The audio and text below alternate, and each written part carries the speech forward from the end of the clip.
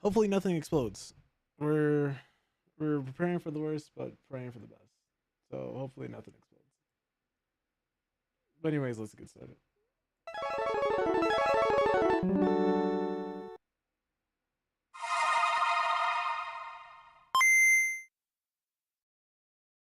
No more heroes, it's hero begin. You can't tell nobody but yourself. Nothing less to do. Travis, it's kill or be killed.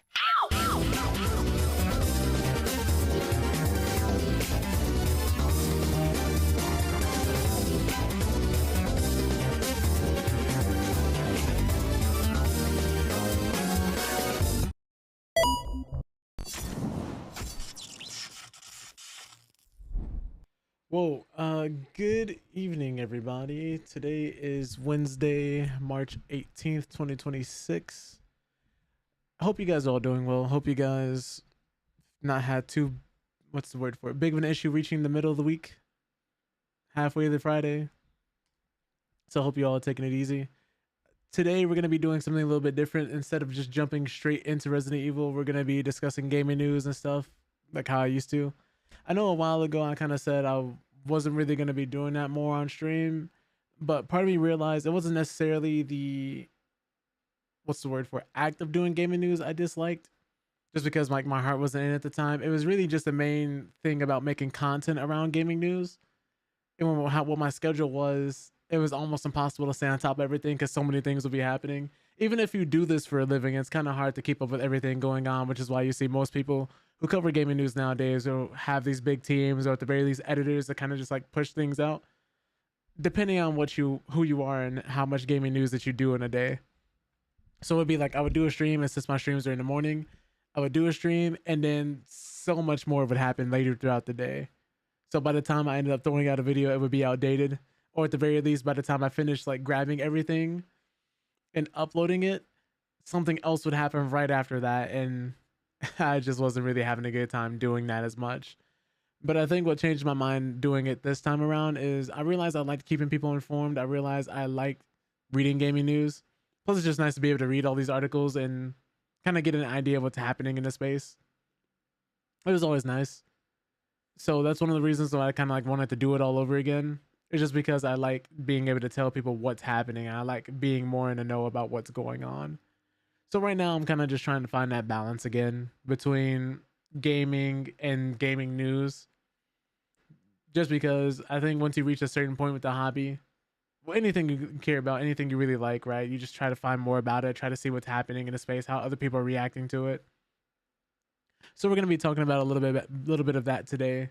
Some news as far as what's happening with certain companies, certain legal matters that were settled, as well as some that aren't. And mainly just talking about different things like the Nvidia controversy. I don't know if anybody else has been seeing what's been going on with the DLSS 5 announcement, but a lot of people are unhappy with it, myself included, because we didn't need that. We really just didn't need what it is that they're trying to do. They're trying to shove more AI slop in there, unfortunately, and nobody wants that. But yeah, I'm thinking maybe early on do a few articles here and there with gaming news, and then go back dive into the game that I want to play that day. I think I feel differently about it now because I'm not holding myself to the standard of immediately doing gaming news and immediately getting stuff out. I think that's part of, what's the word for it? It's important to have a decent relationship with your hobby. I know some people, once they get so far into a hobby, once they get so good at it, a lot of people seek different ways of monetizing it, or just making content, or just pushing something out. Because obviously, the more time you put into something, most people start asking you, "Oh, why don't you do this to monetize it? Or why don't you do that to monetize it?" And after a while, it stops being as much fun when you start feeling obligated to do something, and you stop having, you turn it into a job essentially. And I think that's what I was doing for myself when I was covering gaming news. I was like, oh, I might as well just post it for people to see it. And originally, that's how it started, just so people who weren't initially catching the streams would see it. And I think I was trying a little too hard to get those out, which is, with my schedule and everything else I had going on, was just a little too stressful, a little too much. So this is going to be me kind of doing it in a more responsible manner. Still reading gaming news here and there. Probably not as much as I was doing beforehand, but just enough so we cover a lot of the bigger stuff happening. And where I still have time to end up getting to the game I'm playing that day. Because I think that was another issue beforehand. I was reading like at times 14 or 16 different articles. And my time is so much more limited, so I wouldn't always get the chance to play the game that I wanted to stream that day. So this is just to inform y'all like how the streams will be going forward, essentially. So let me see what we're gonna be covering first, and then I'll pull that up for y'all. So, like I said before, we're gonna be covering this gaming news, going kind of like back to basics. Unfortunately, like how Tekken 8 originally planned, that was their marketing for this season, but they didn't quite get there.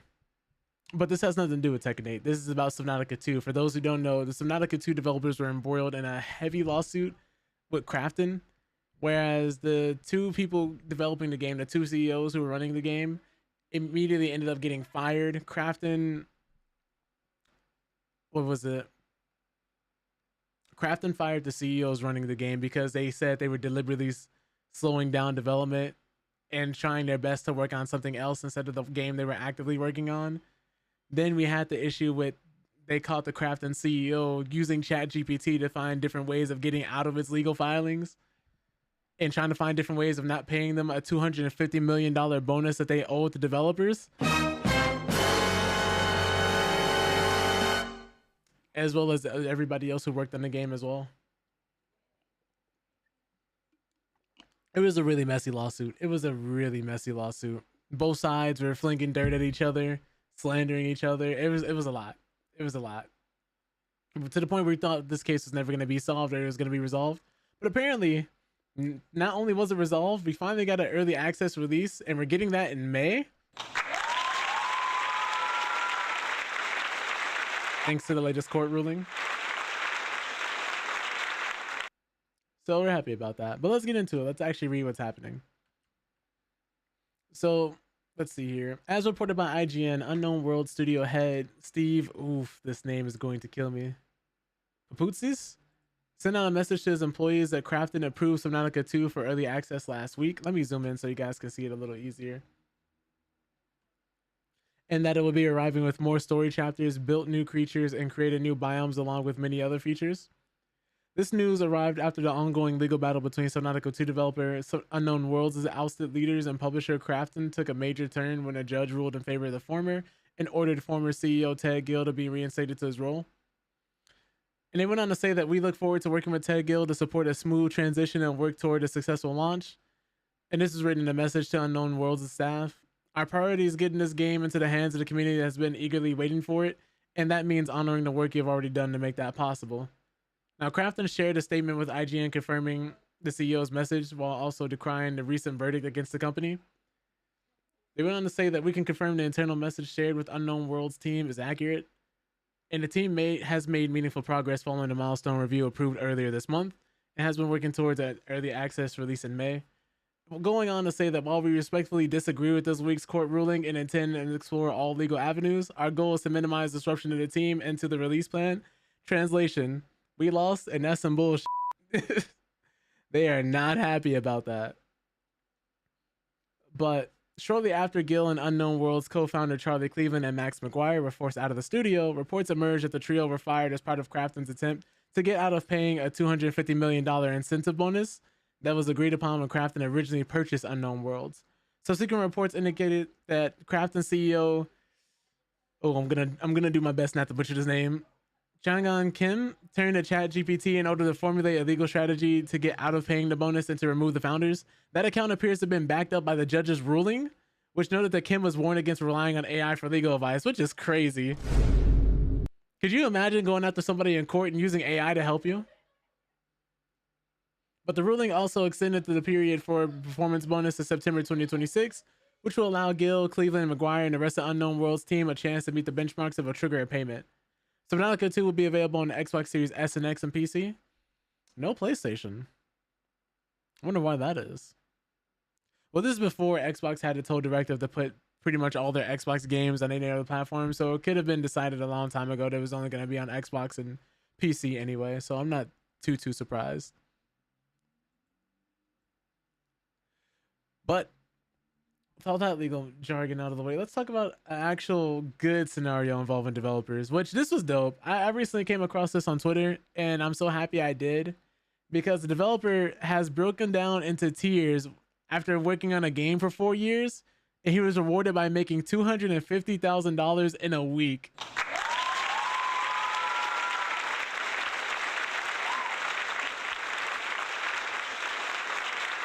You love to see it.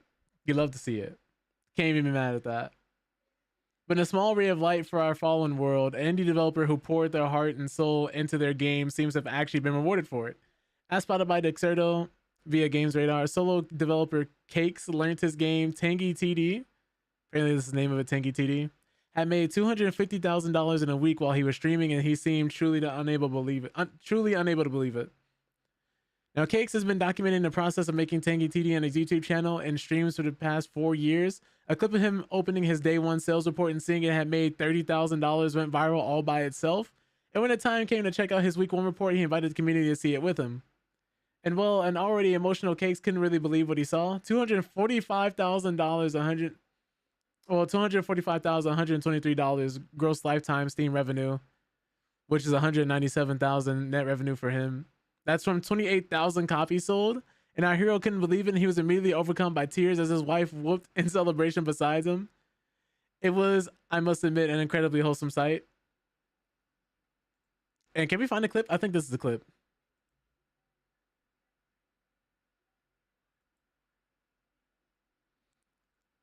Yeah, this is crazy to see. Could you imagine?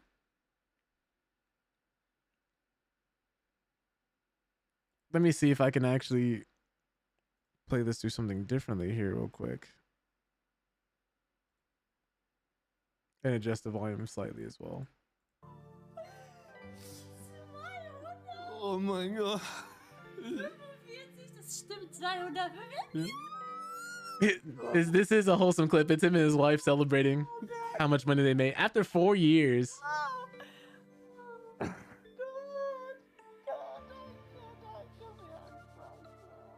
Could you imagine? This really is a wholesome clip.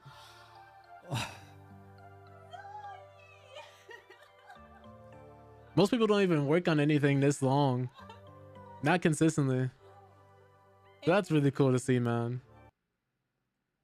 That's really cool. So this is all rather heartwarming, if you ask me. As for Tangy TD, it's doing pretty well on Steam. Apparently 89% of his reviews at the time of writing are positive.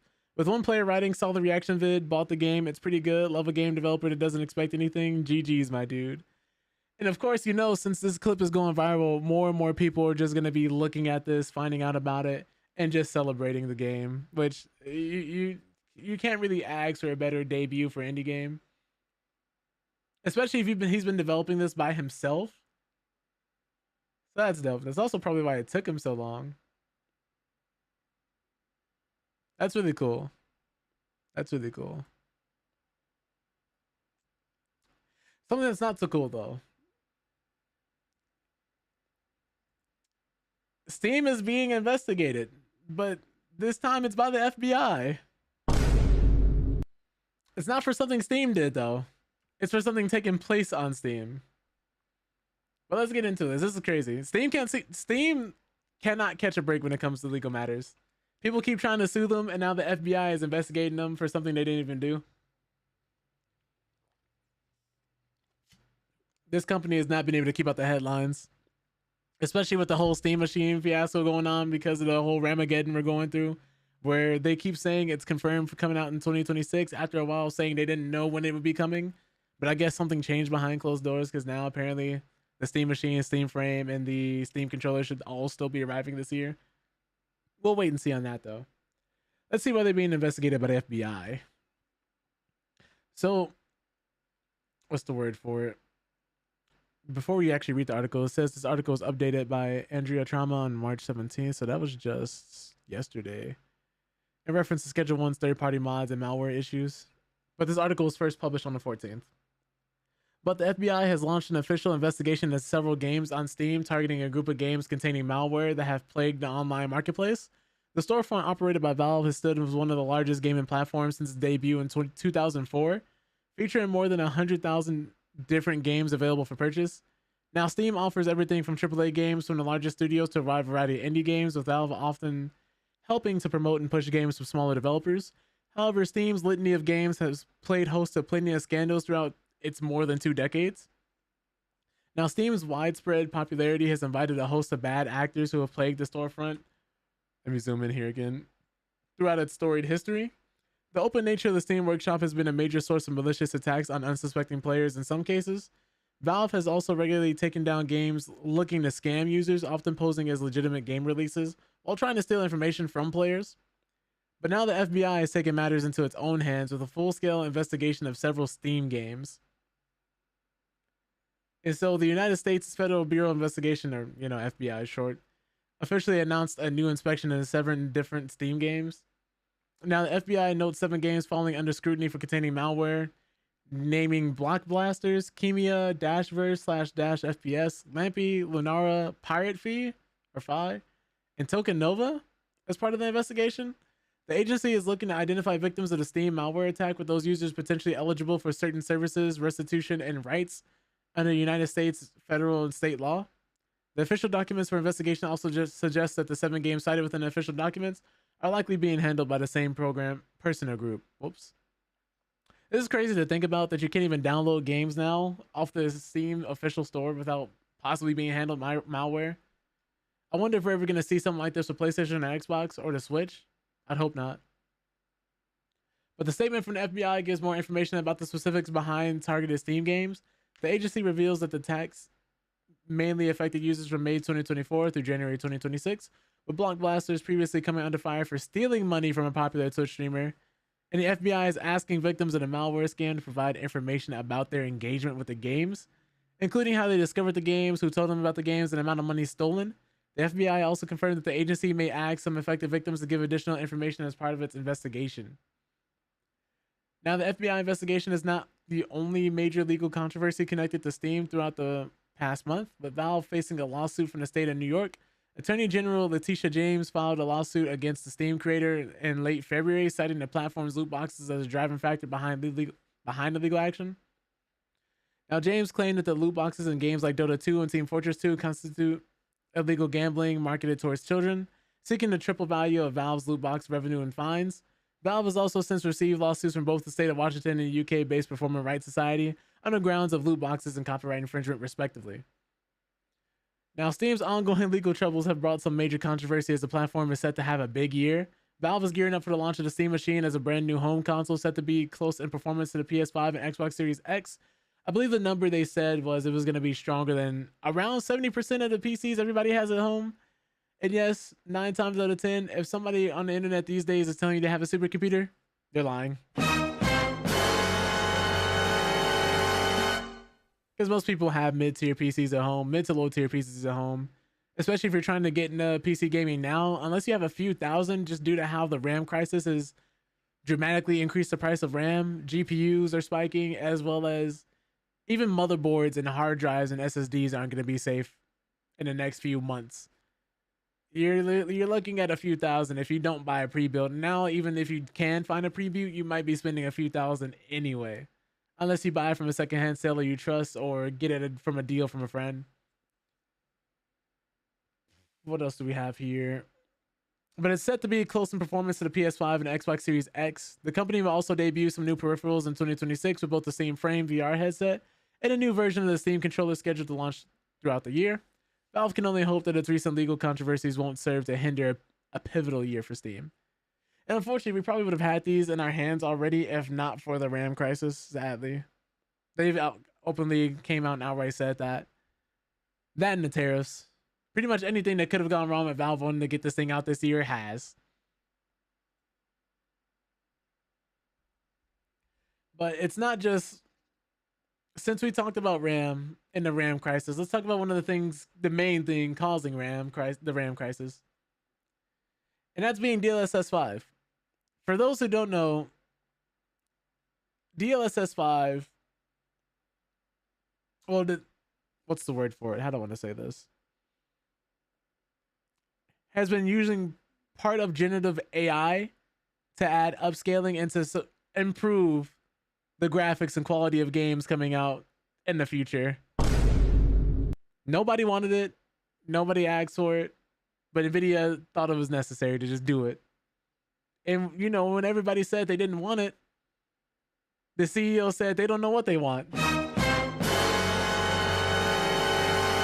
Said you're wrong. Said you, the gamer, you, the consumer, don't know what you're talking about.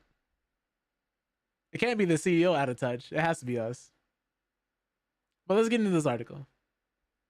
But the CEO of NVIDIA has fired back at outspoken critics of the recent DLSS 5 review, saying the complaints about the technology are completely wrong. The response comes just a day after NVIDIA's reveal of DLSS 5, showing that the gaming community's complaints have quickly been recognized. DLSS 5 is the newest iteration of the NVIDIA-specific DLSS technology, which I believe the abbreviation for that stands for like deep learning super sampling, if I remember correctly, which has been available on RTX branded NVIDIA GPUs. Previous iterations of the technology have done things like upscaling lower resolutions. This allows players to play graphically demanding games with less lag while still maintaining good visuals. This is about the only way I could actually get Marvel Rivals to run at a decent frame rate for a while for me. But however, the reveal of DLSS 5 has been anything but completely greeted with open arms by the gaming community, with players lobbying numerous complaints against the recent tech demo demonstrating its impact on games like Resident Evil Requiem. Players have particularly complained that the altered images look like AI slop, which they are, and bear too strong a resemblance to existing AI-generated images, which can have, words are hard, homogeneous appearance. And so this is Grace. This is the AI-generated upscale picture of Grace. Let me see if I can find a better picture of this to show you guys. I can just show you guys the actual YouTube video, so you can see the comparison straight up. Let me see here. Cool. Because it's disgusting. So this is what DLSS off, right?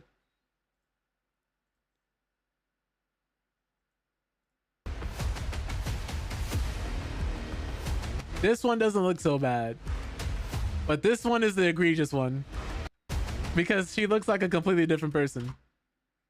So keep in mind the lighting, the atmosphere that the game is trying to convey, the reflections, because all of this just goes away. All of this just goes away.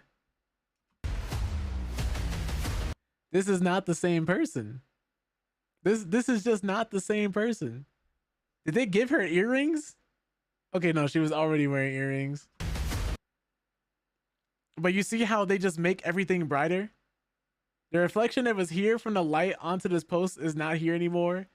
These street lights, light sources aren't coming from them anymore. It looks like a completely different time of day. It doesn't even look cloudy anymore. And you might think it's nitpicking at first until you start looking at this character. Because imagine, it's going to affect every single game that you apply this technology to the exact same way. It's not like they have different settings for different games, or developers are just going to come along and be like, oh, well, we want to use it this way for this game and this way for another game. Like, no, it's affecting every game the same way, unfortunately. It's like a one size fits all type of solution, and games are not a one size fit all genre. This completely changes the tone and the atmosphere of the scene.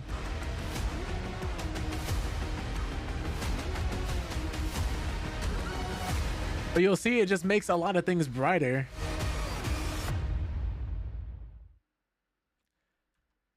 But even this thumbnail right here is just crazy. But in a chat with Tom Hardware, NVIDIA CEO Jensen Huang responded to the recent DLSS 5 complaints and shared his counterpoints. When asked about the criticism, he replied, well, first of all, they're completely wrong. Going on to say that DLSS 5 fuses controllability of the geometry and textures and everything about the game with generative AI. So, like, if you hate generative AI, if you don't want this in your games, he's outright saying we're using generative AI. but he noted that developers have control over the AI and they are able to fine tune it. Further, he added that DLSS 5 isn't performing post-processing, it's generative control at the geometry level, adding generative capability to the game's inherent mesh geometry. So it's adding things that developers didn't initially intend to be there. But baked lighting will always look better than this form of lighting. Like if we go back, let me pause this again. If we go back and look at the scene beforehand, right? Just from an art style perspective and an art direction perspective, you get the feeling of what they're trying to convey here in terms of the lighting, the look, the atmosphere, what they're trying to capture. And then once this goes over it, it's completely different. Everything is bluer all of a sudden. And it may not be a big deal now, but once you start seeing this more and more in other games, it's going to start bothering the shit out of you. You're not going to know why. A lot of the times, that's the issue with this, is because it gives characters like that uncanny look, that soulless look in their eyes.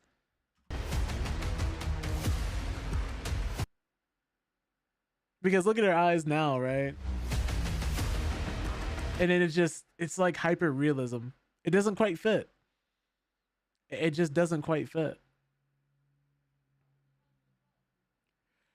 Let's see here. Where did I leave off at?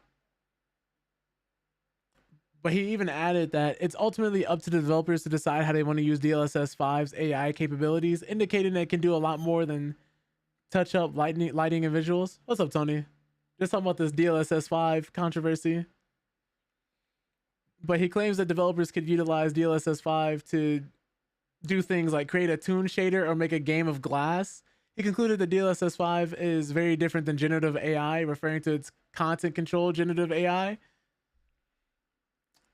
But it's still generative AI. So if you don't want this type of AI in your game, they're still going to be putting it in the game. Nobody wants this.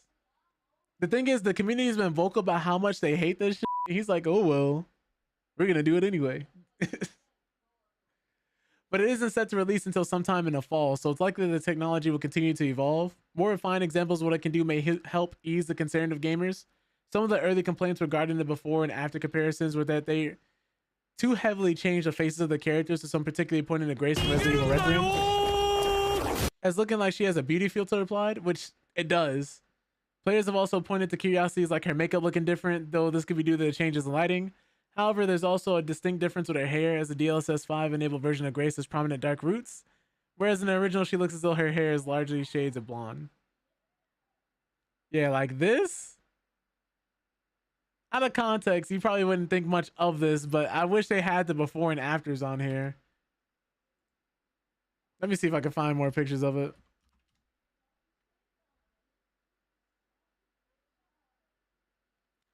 Is this the full trailer?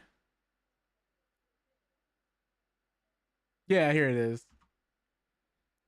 Y'all need to see this, man. This is the one I meant to show you guys earlier.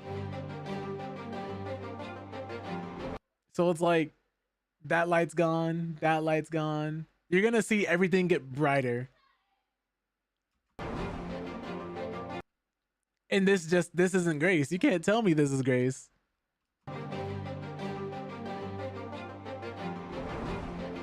They made the earring bigger. They put makeup on her. They gave her some blush and some eyeshadow.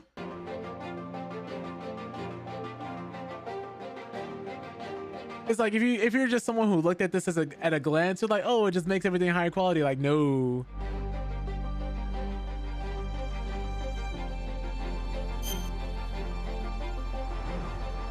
Like this here, nah. I think I need to play this in slow motion so people can like kind of get a dramatic effect.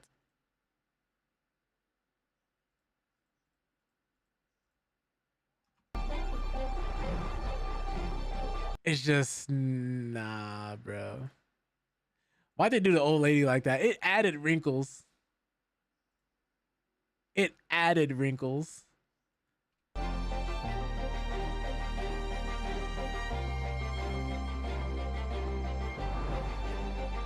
Like this, no.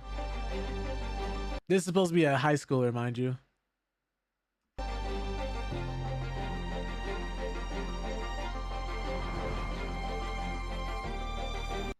But you see how everything, I'm sorry I keep pausing it, but y'all see how everything gets turned into the same art style? Like if you've seen any type of generative AI videos, this is the art style that comes out of it.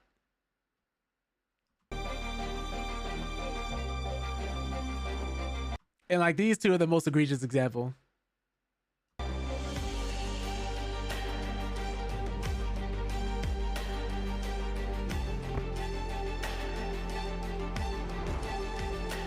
It's pretty bad.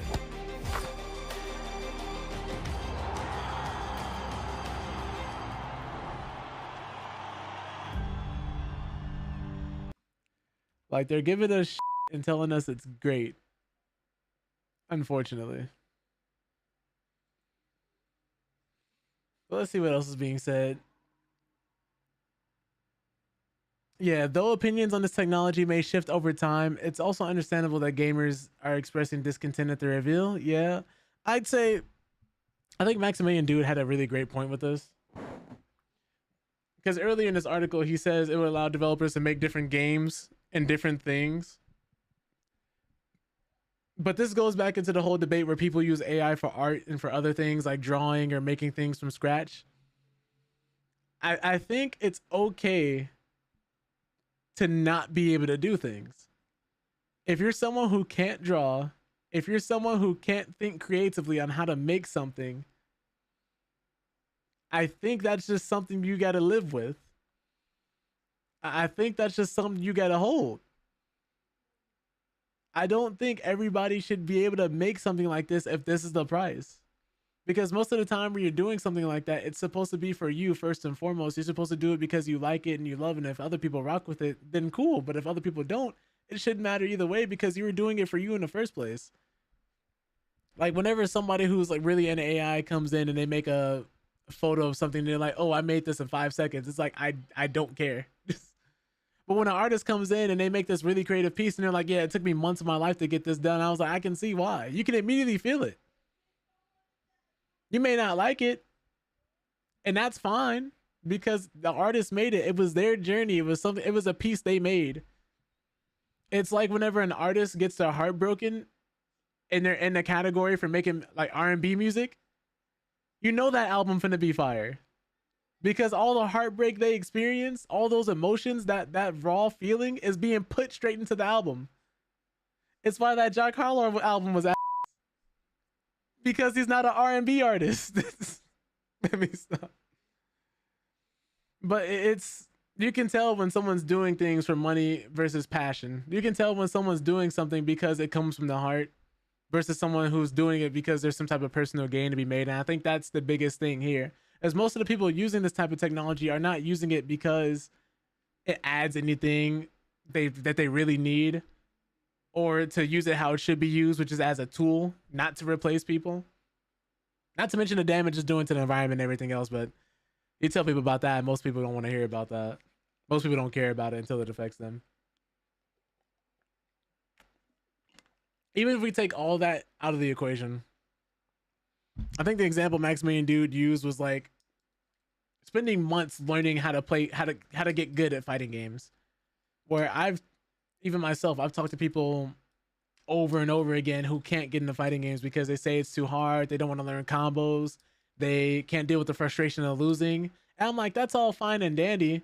But if one of them were to come up to me and be like, hey, yo, I coded this bot to run these scripts so that it automatically blocks attacks, it automatically parries for me. And yes, people do this. Or it'll automatically enter like this 10-hit string and hit it every time. It's that, who are you impressing? What are you doing it for? It's like the people who use Zins in 2K who will just go in and they green every shot. It's like, you didn't work for that. And shooting is easier than ever in this version of 2K, so who are you doing it for?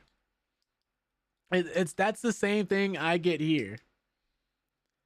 Where if you're someone who has the artistic vision but lacks the ability, 9 times out of 10, all you have to do is just work at it a little bit at a time, and you'll get so much further than somebody who does this. And you'll thank yourself for it, and you'll get a skill that you can use the rest of your life as long as you are consistent in some way, shape, or form. There's even artists I know who haven't drawn in like 5, 6, 8 years, and they're still better at drawing than a lot of people I know because they spent the time to learn. Most of the time, we don't want this because it's a shortcut. And 9 times out of 10, they're firing people and trying to replace them with this technology that just doesn't work or add anything beneficial for us. As much as we keep telling them we do not want it. It's like if you're someone who doesn't have the ability to draw, if you're someone who doesn't have the ability to create something and you don't want to work at it, I'm sorry, you just got to take that L. Not everybody gets to do supers. Not everybody gets to land like a big, crazy, wild combo for people to see. Not everybody gets to make a work of art all the time. Not everybody can make a game. And that's perfectly fine. Like, that's okay. Not everybody has to be amazing. It's all right to just not be able to do something. And I think that's what so many people have issues with nowadays, is admitting they can't do something or having too much pride to just not participate in something. Or just really, really wanting to push the boundaries and be like, oh, hey, why would I even need to learn how to draw when I could just do this? They're completely missing the point. The reward is what you get out of it. The reward is the journey. The reward is learning. The reward is making that thing you've been working at constantly. There's a reason why whenever somebody goes and wins a tournament, regardless if it's a fighting game, regardless if it's fencing, regardless if it's like swimming, whatever competition it is, or even just having the time to just make something because you wanted to make it. There's a reason why you get a different feeling of pride and accomplishment when you've worked for something versus when it's just given to you. It devalues it. Like how many of y'all would have an appreciation for a drawing if you just had like God's greatest gift of ability to draw? And you could just make anything the first time you decided to draw it, and then it didn't take any effort at all. Most people wouldn't have nearly as much fun with it. They probably get all the praise and accolades from doing it, but it wouldn't mean nearly as much to them. But anyways, let me get off my soapbox. But AI has been a sore spot for gamers in recent times due to increased demand for hardware parts to power AI data centers, which has led to RAM and SSD shortages for consumers and increasing prices. But some manufacturers of these parts have simply left the consumer market altogether to purely cater to AI companies, further compounding the problem. These issues have led to delays in the opening Steam Machine pre-orders, and it's possible that the prices of consoles like the Nintendo Switch 2 could go up due to components becoming more and more expensive for the manufacturer. With the potential for the cost of gaming to go considerably and shortages to be the new normal, it's likely that many players' opinions on a new AI-powered DLSS 5 technology and any AI-powered tech will remain sour. I think that's putting it lightly. Though DLSS 5 will release later this year, plenty of gamers may not actually get to try it for themselves for a long time regardless. The recent tech demo utilized dual NVIDIA 5090 GPUs. You mean to tell me this cost them 2 5090s? It's unbelievable. Who are they rolling this out to? So this must be from a pure development standpoint, but even if you're a developer, why would you go out of your way to use this technology if it required these expensive GPUs that most people don't even have in their computers, and most people probably will not have in their computers for the next 10 years? Because they both have an MSRP of $2,000 each, which around this time is probably going to be more like $4,000 or $5,000. If you're buying one of these, you're basically putting a down payment on a car to afford one of them, let alone two. And don't let it be an indie studio who wants to cop this or is like curious in this technology. You're not getting it. But they've recently been selling for even more, which I literally just discussed, putting it out of range of all but the highest spec gaming PCs. And while a future GPU will likely handle the technology better than what's currently available, there's no telling if the price will be more reasonable or even higher. Pretty sure, unfortunately, it'll be even higher. That's the DLSS 5 news. I have a few more articles for y'all, and then we're actually getting into playing some Resident Evil. I didn't want to go too hard on articles today, especially since I just started doing this again today. But we were talking about out-of-touch CEOs and developers. And unfortunately, this CEO can't keep his hands to himself because A developer for Arc Raiders and the Finals from Embark Studios has parted ways with the co-founder following misconduct allegations. I don't know what it is, but even late last year, it felt like I could not stop reading articles and headlines about developers and CEOs who just couldn't keep their hands to themselves and kept catching cases. Really weird. I don't know why this is so common. But apparently a similar controversy in the finals of the esports community is also ongoing. This is insane. Let me zoom in so you guys can see it a little easier.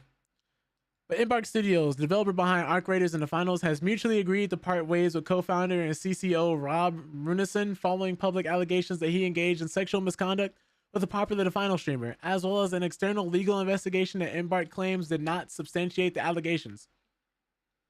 Now, these allegations shared by an anonymous person first arose around a month ago via the Final streamer Belize, who read them on stream. The anonymous allegations were later shared through multiple Google Docs viewed by IGN, shared across the various The Final socials communities. In summary, the anonymous person claims they were in contact with a popular female streamer of The Finals, who allegedly spoke to them frequently about engaging in a romantic and sexual relationship with Runison. The anonymous accuser says the female streamer reported becoming increasingly uncomfortable with Runison's request for sexual conversations and favors, as well as concerned about the potential conflict of interest they presented, but felt they could not push back due to becoming financially dependent on Runison's promotions of her streams. The anonymous accuser claims they eventually went to an Embark community lead to report the behavior, but was not made aware of any action being taken to investigate at that time. This is so whack, dude. I don't know if this has been fully confirmed yet, but if it is, it's so whack, dude.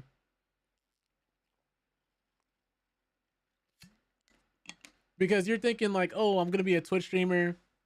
You got a direct line to the CCO of the company whose game you're playing, and you end up in a situation like this. This sucks, man. It's truly unfortunate. Oh, we were given an update. As of 8:34 a.m. Pacific time, IGN has spoken with the streamer in question, who declined to comment on record, but stated that a number of the allegations circulated were out of context or misleading. Original story continues below. In response, Embark says it has parted ways with Runison. Here's Embark's statement in full. Our leadership team was recently made aware of allegations against the Embark employee, and we take these matters seriously, and as part of our process for addressing any types of allegations, we immediately hired a law firm to conduct an external investigation. Now, the investigation did not substantiate the allegations, but we found the situation unsustainable and mutually agreed to part ways with Rob.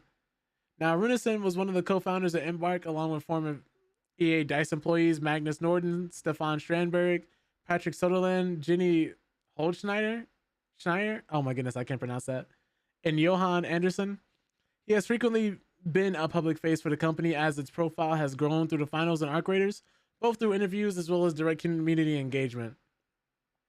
These accusations can't come at the same time. I cannot read today. I'm so out of practice reading this out loud on stream. As another similar controversy where multiple male The Finals esports players have been accused of inappropriate behavior towards women in the community. Jesus. It's unbelievable. In a Discord statement from 1 month ago, Embark announced it would be pausing its current outbound esports while it underwent an evaluation and review of the competitive system. We reviewed these concerns carefully, including with external legal counsel, and are confident that this time our decisions and actions have been appropriate and within the scope of our responsibilities as a publisher and organizer. We take these matters very seriously. Throw the whole team away. Just throw the whole team away. We just got to get them out of here. If it's the whole esports community away, just throw the whole esports community away. Not everybody needs a pro scene. Not everybody needs pro players in their scene. Tell them to go get a job. A different job.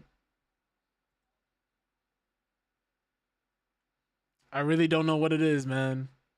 I really don't know what it is. Is it a certain like comma in a bank account that just makes people want to be mean to women and children? I can't figure this out, man. I can't figure this out. Somebody make it make sense. But some good news. That was the last negative article of the day. The last two things are just Crimson Desert and then 2 trailers. Speaking of which, Crimson Desert has apparently reportedly already sold close to 400,000 copies on Steam. Which is nothing to say about the console releases or anything like that, which is crazy. Game hasn't even come out yet. It comes out tomorrow, which is so insane. But Pearl Abyss's upcoming open world action adventure is all set to release tomorrow, March 19, 2026. And players are extremely hyped for the whoops, I lost my place. Extremely hyped for the title.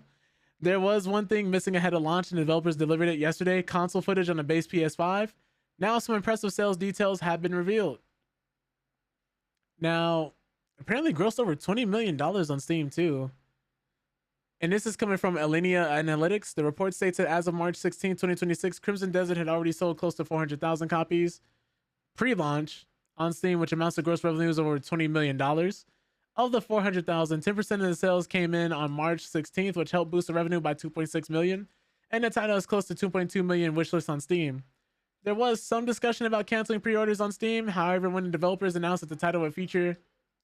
Oh yeah, because they said they were going to use de novo. And for those who don't know, de novo attacks your performance like nothing else. That's the difference for a lot of people between a game being playable and unplayable, unfortunately.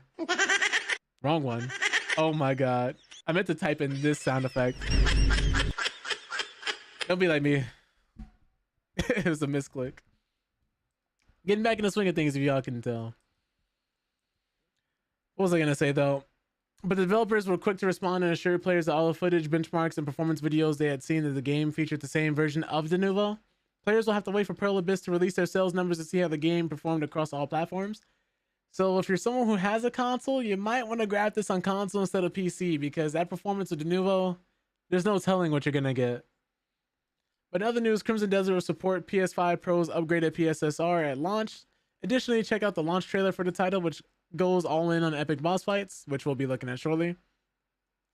I know I'm excited for the game. I know I really want to try it. It seems like it's going to be doing something bold and different, but I really want to just look at a little more gameplay. Well, let's pull up this launch trailer. Let me pull this up this way, turn this down so our ears don't get melted. Should be right about here. It's time. So this footage is coming from PC. To take back what was stolen. So, you're finally here. You were expecting me? Well, you Greymanes are a hard lot to kill, clawing your way back from death's door over and over. How'd you do it? Let's find out, shall we?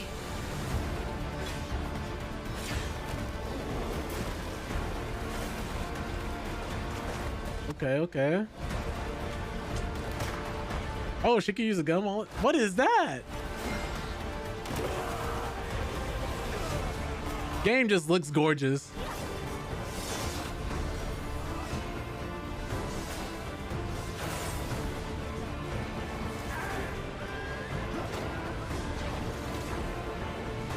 We got trains in here.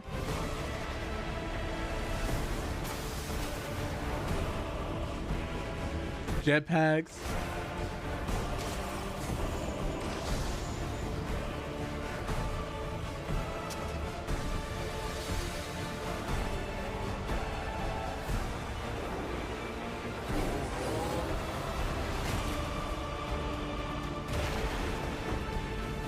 This is insane.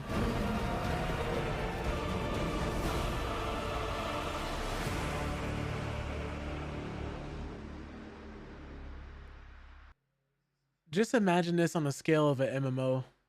Because I know originally they said they wanted to make this game an MMO, which I don't know how they would have fit all this in and had this run well at all. But it's coming out tomorrow, so if you're someone who's curious, if you're not sure if your PC can run it, you might want to grab this one on console. And we got one more trailer for you guys. This game is called Exodus, and it's coming from previous BioWare developers. A lot of people have been saying this game looks like Mass Effect and reminds them of Mass Effect. That would be why. I'm really hoping it's got some of that classic BioWare writing that the current BioWare has been missing. Really hoping we get a lot of that back, because the writing in these games are always great, immaculate.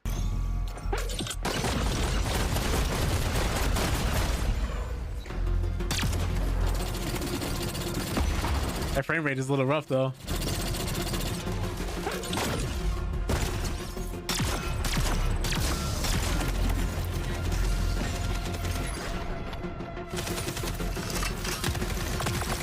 can definitely see the Mass Effect influence though.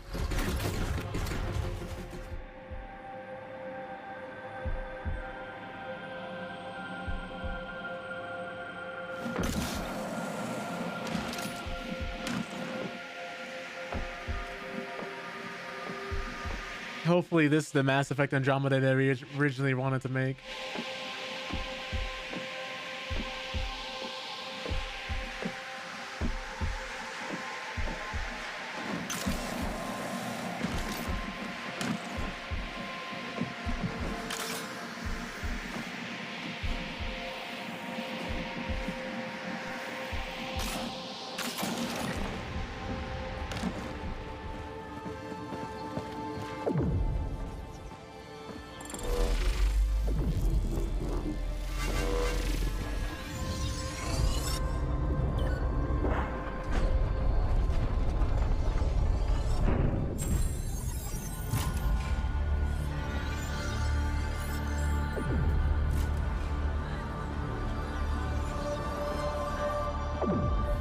Architecture looks interesting, to say the least. Didn't really see much though. Apparently it's gonna be on PS5, Xbox Series S and X, Steam, the Epic Game Store. Wizards of the Coast is publishing it? Curious about that. Curious about that. Wizards of the Coast is notoriously greedy, so here's hoping everything goes with that. But that's gonna wrap up the gaming news of the day. I hope you guys found that interesting. Hope you guys came away from that a little more informed. But yeah, we're gonna get into Resident Evil 9 and start playing that now. Let me change categories here.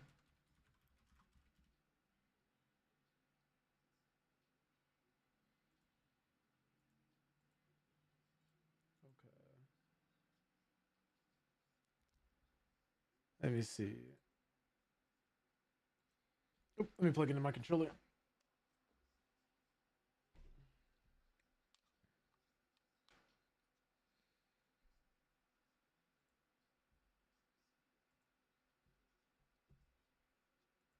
Okay.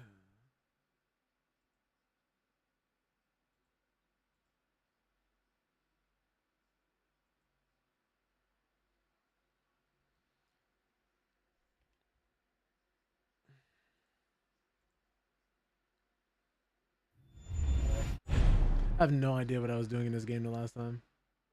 Oh, yeah, I do, actually. We're running around Raccoon City.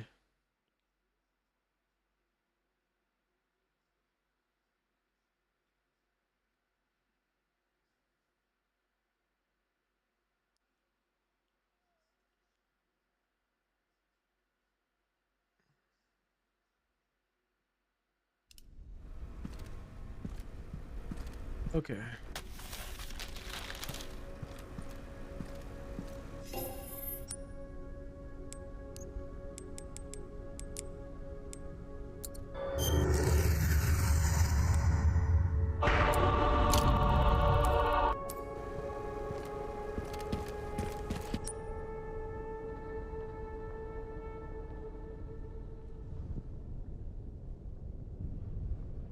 There are the apartments. Maybe we go up and climb and get back to them.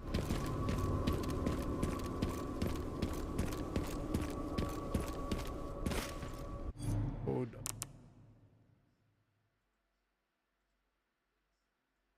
Let me close a few things. All right. Oh no.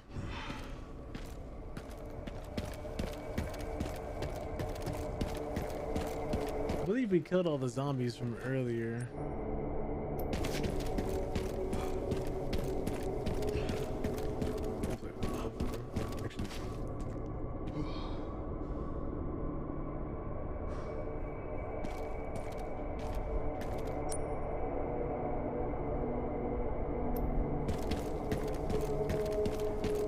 We went in here. Okay, let me try.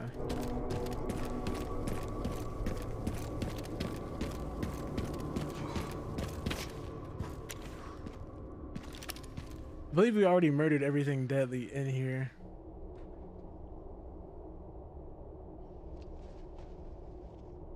So we gotta go back and grab the signal receiver from the middle here. I could have sworn we already did though.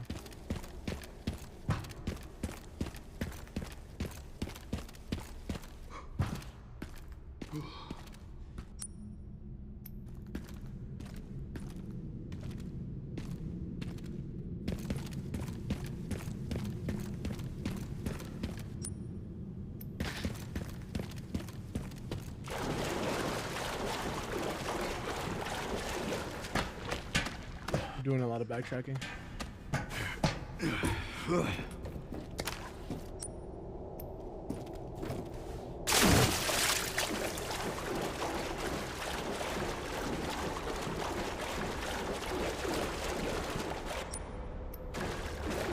Ah, I never checked this.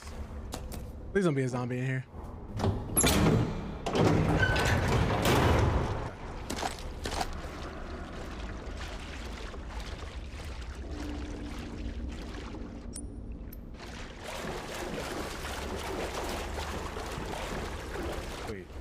Is it not?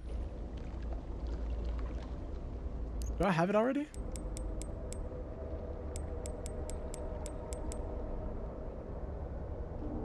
I have a distributor, but I don't have the signal receiver. Where is it?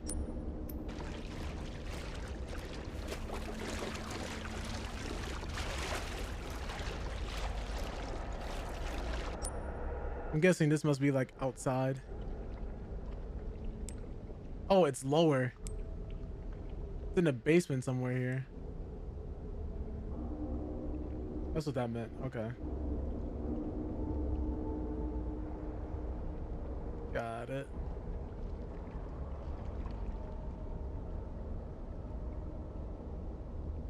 Wait, then where?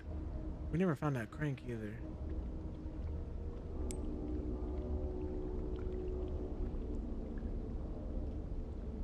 Interesting.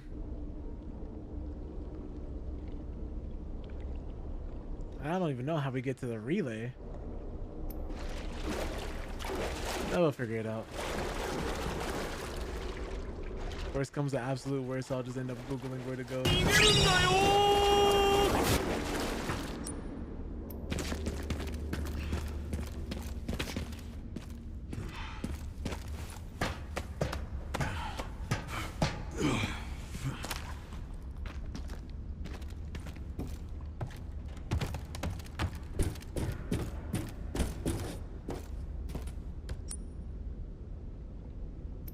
Yeah, I think we just go right through here. We should be back where we came in at. Yeah.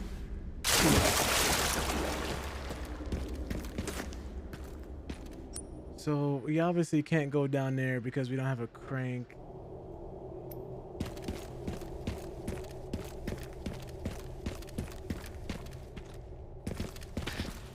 I'm pretty sure if we go to the right here, yeah, it's just that ladder to go back down. So really the only answer is either that crank or going outside. That means what we need is somewhere completely different.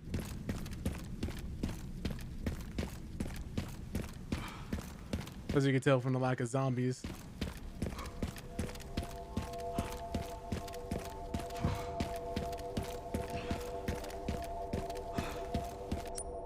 Part of me just wants to be able to fast travel and teleport around the city.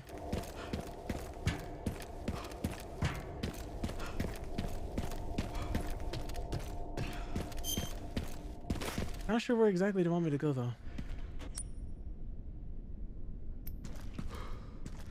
Obviously we can't go in there. Anyway. I don't know if I have a key for this door yet. Yeah, no, it's locked from the other side. Okay.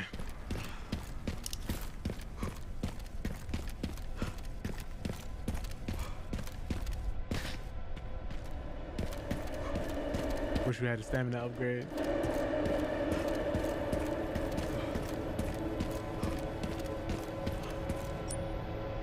Okay, so I guess we're gonna see what's over here towards the left, because I'm pretty sure we did everything else on the right side of town. If I add a piece of the detonated, does anything change? Nope. You have to have all three. Good to know.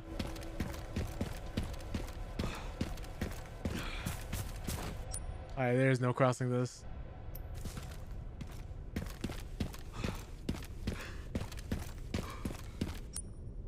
Yeah, there's nothing down there.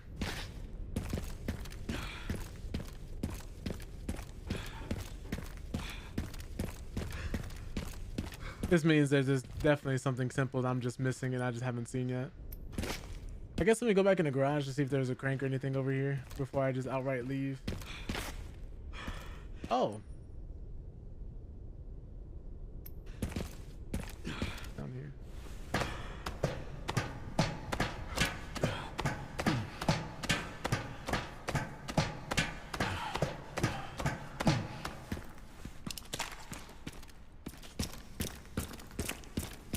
Was there anything in a sewer system?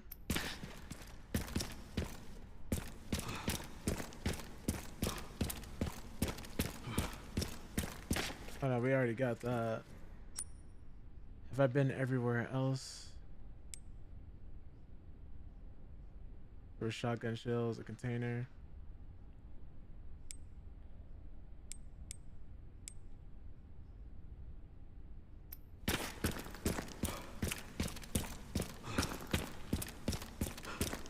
Might as well grab those since I'm down here.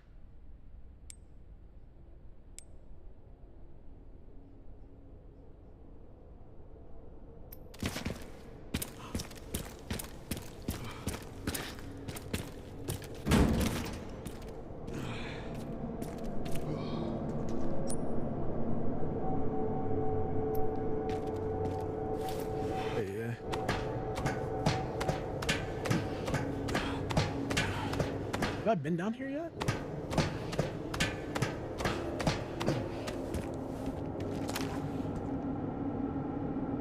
Oh no, I haven't.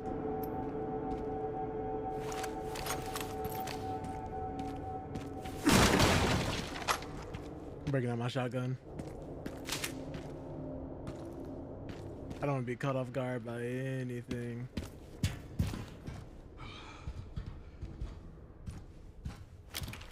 I mean, something's definitely gonna attack me.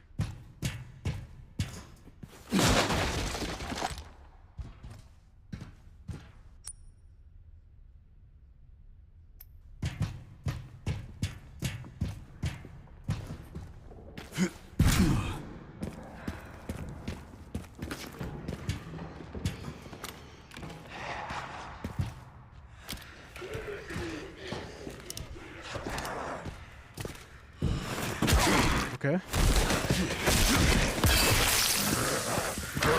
I'm gonna say they're never alone.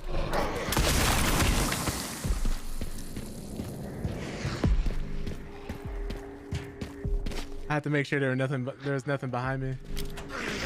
Oh, I see running.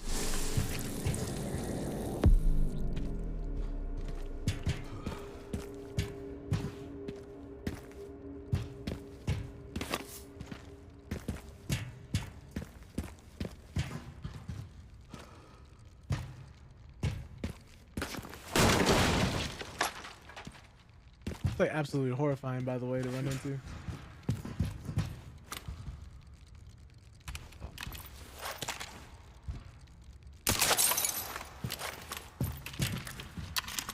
Spiders! If anybody has arachnophobia, I highly recommend you look away from the screen for like the next 30 minutes.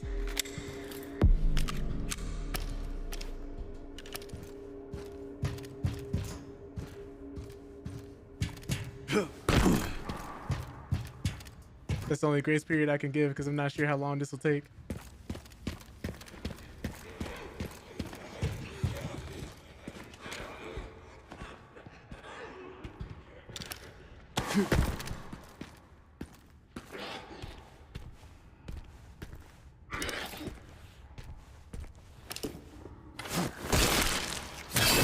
He had to order farm before killing that zombie.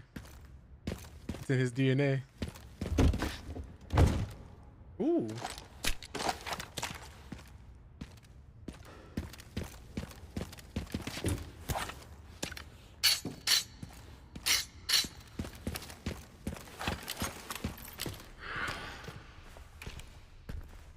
not see her.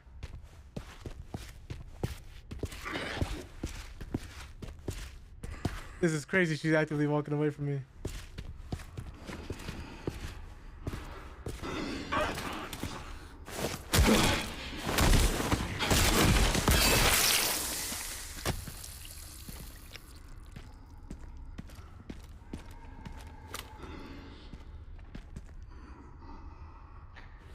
Well, since that guy on the floor is clearly alive.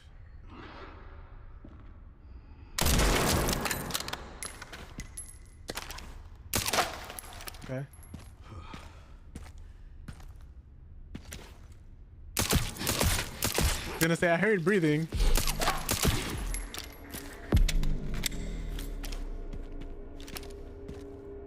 I knew I wasn't crazy.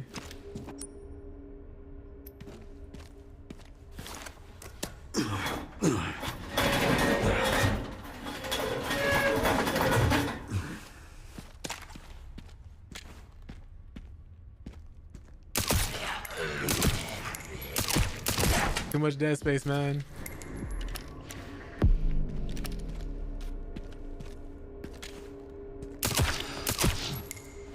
The body isn't headless. I don't trust it.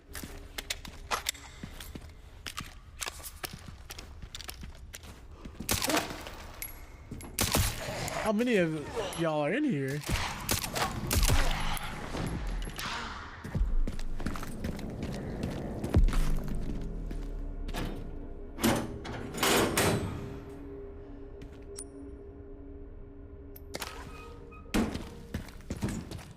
Where does this even lead to?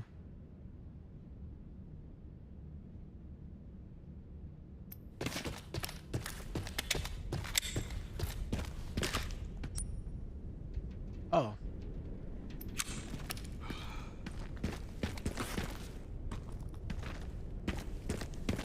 I hear another zombie somewhere, but I don't see it. Now I'm just scared.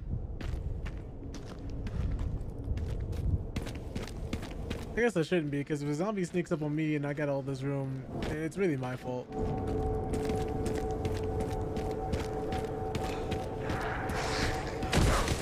Alright, they just drop him from the sky? That's insane.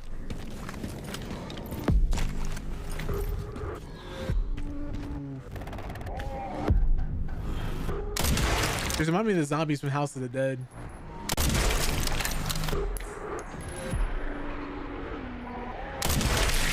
He's turning into a blister head. But I shot you in the head. That's not cool.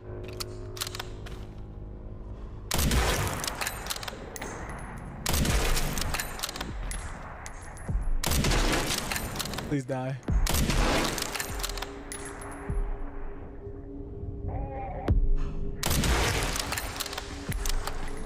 Asking you shall receive, I guess.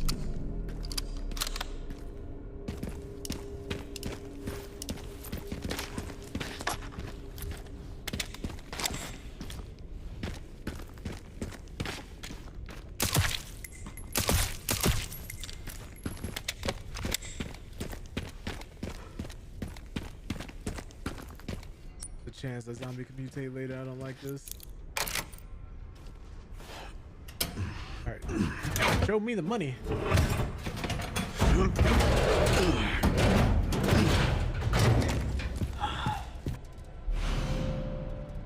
BSA Imblecharm.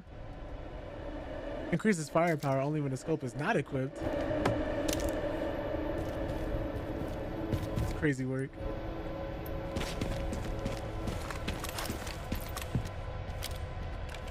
Oh, this is where we encountered the spider.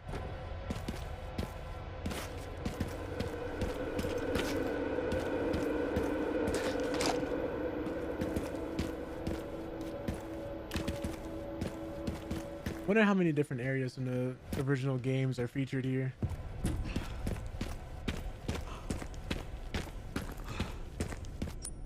Alright, so I gotta go back down there.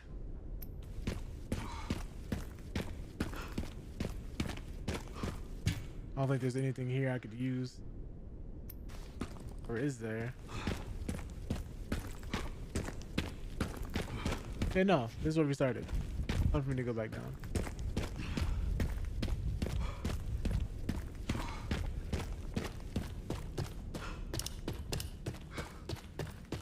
Wish we could upgrade the flashlight. We probably can, and I just probably haven't seen it.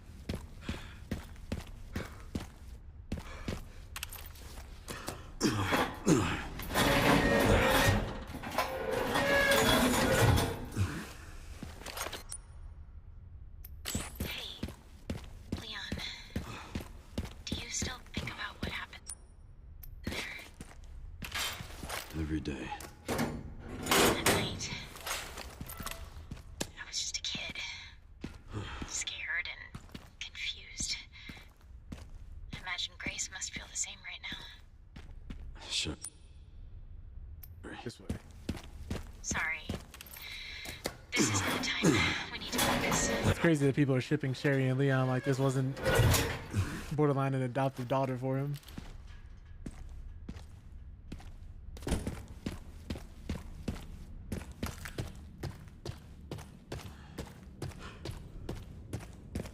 Okay.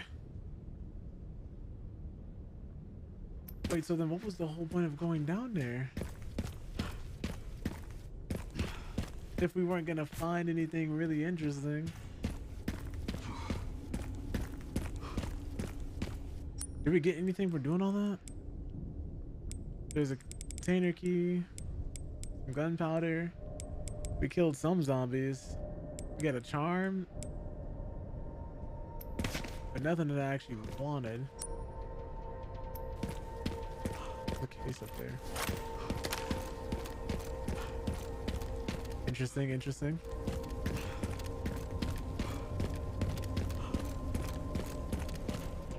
As bad as Zoro with directions in One Piece.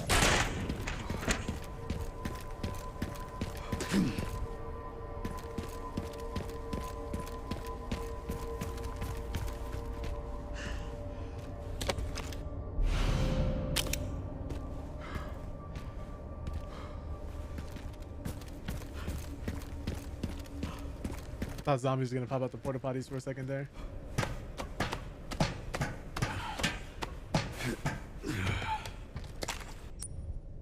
Now I'm just going to spots I have no business being in.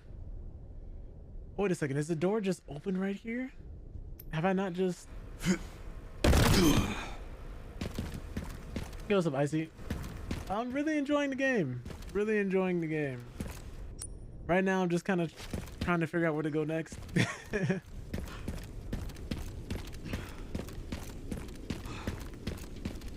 I've been pretty much everywhere. I just can't find the last couple things I need to get to the signal receiver. And then this. I'm pretty sure once I get the signal receiver out. Yeah, pretty much all this stuff is open. I've been to the gas station. I've been inside the tunnels.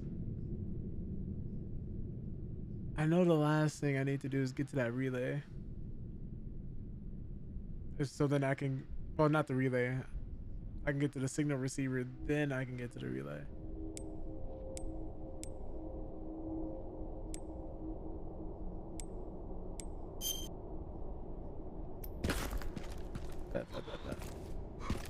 Hold on. Before we do that, let me actually run to the camp real quick. You know what? I think we're fine. I think we're fine, actually. I'm just gonna craft these. Let's see here. I want some more shotgun shells. I want some more ammo. Bet I'll go through that door as soon as I get the chance. Ah, get 2 scrap. So good. Oh. Oh! Okay. Okay. How did I miss this? Thank you.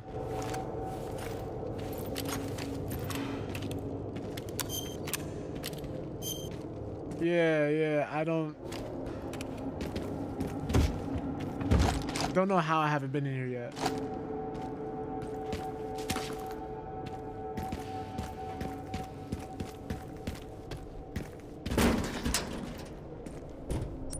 Okay, yeah, I got it.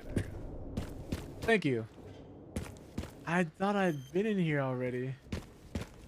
That's crazy how often this happens in games like these.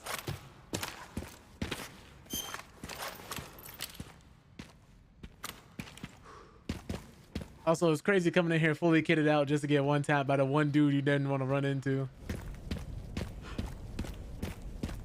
That's so insane. Of course, we need cranks.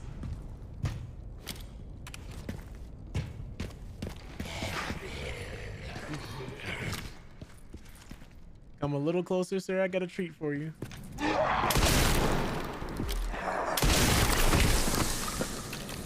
Thank you.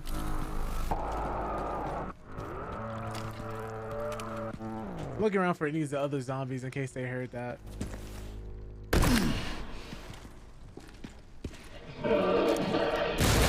Oh! He's wearing armor. He's got a switch. There's more. Oh my god. Crazy work. Crazy work. I'm shooting where they're not armored typically. Jesus, all those years of playing Tarkov, I'm on something.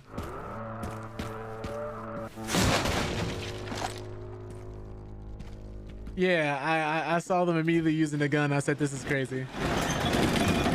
Actually insane.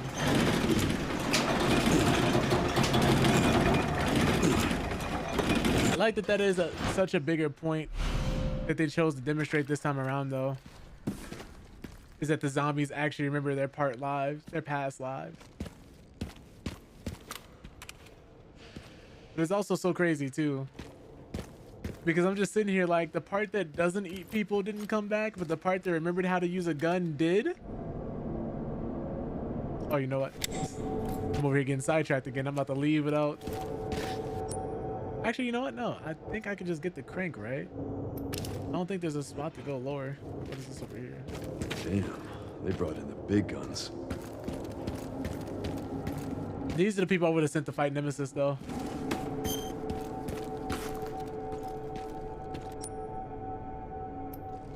It wouldn't have made a difference. Would have been nicer to have them. Yeah, because I think all that was just for the crank. Yeah, all that was just for the crank. What happens if we go back here, though?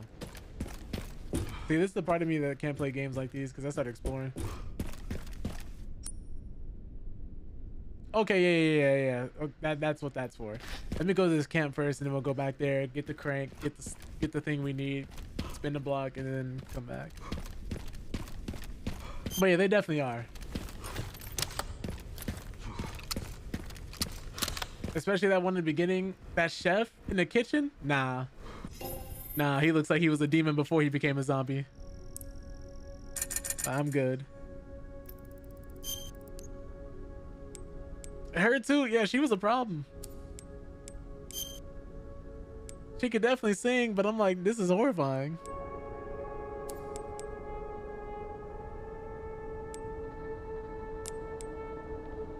I don't think we need to upgrade Requiem anytime soon.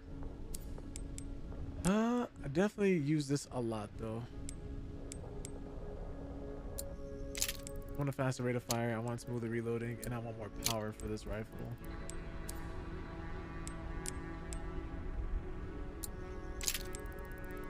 Stick gun. And I want a higher mag count. You know what I should have done? I should have gotten the body armor. Should have gotten the body armor. But most of the time I don't get hit like that, so that's also why I didn't buy it.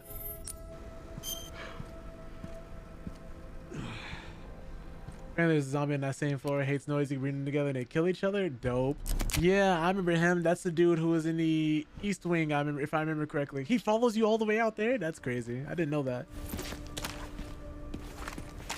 I was basically saving all my Requiem bullets with the chef, and then I took him out, and I kind of just was waiting everybody else out. All right, so we're going back here for the crank. Yeah, no, that man had all types of problems. I wanted no parts.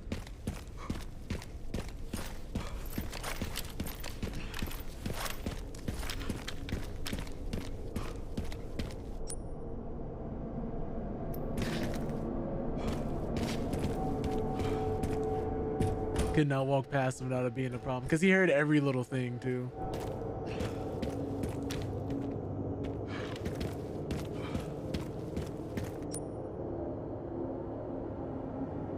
Okay.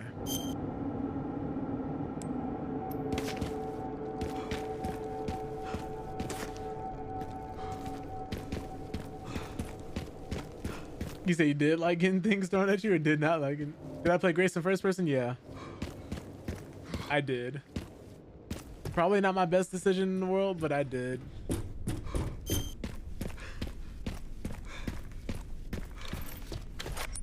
Gotcha, have to double check.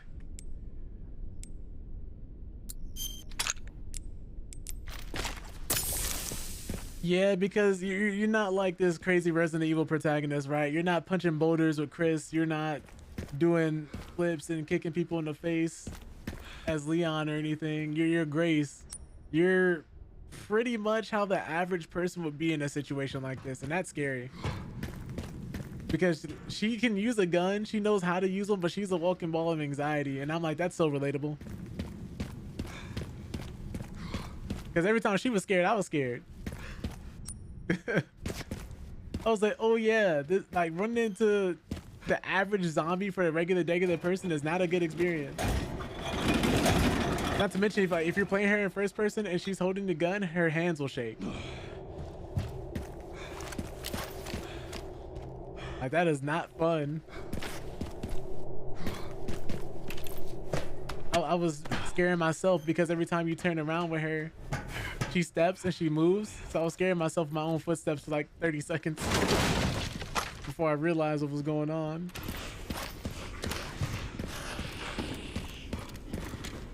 All right.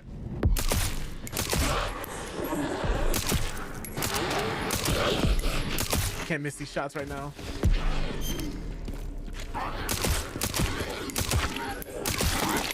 Oh, I didn't know that could happen.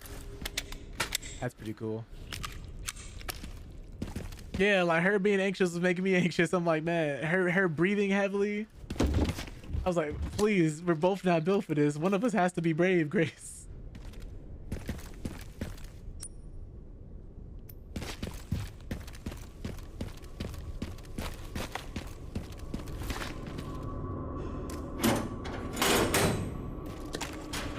So what was the point of going in here? Do I keep the crank? Oh, you do. There's just some extra place you could go. Okay. So then, oh my goodness, that hurt. Remember when I got back to that FBI office, I'm fighting my boss to send me there in the first place. Yeah, we gotta throw hands. We gotta throw hands. We absolutely have to. Because what do you mean, do you want to go back to the spot your mom was murdered at? I know this is a lot to ask of you, but like, no, you should have kept that to yourself. Oh yeah, thank you. I have a lot of different things like that all over the channel. A bunch of different redeems you guys can do too. In terms of like channel points or just random commands you can type. Yeah, I'm like, you send her by herself, no help, no assistance. What are we doing here? What was the goal? Like, I low-key think he's like working with the bad guys or something, because I'm like, why did you think this is a good idea? It's not like she was a new recruit.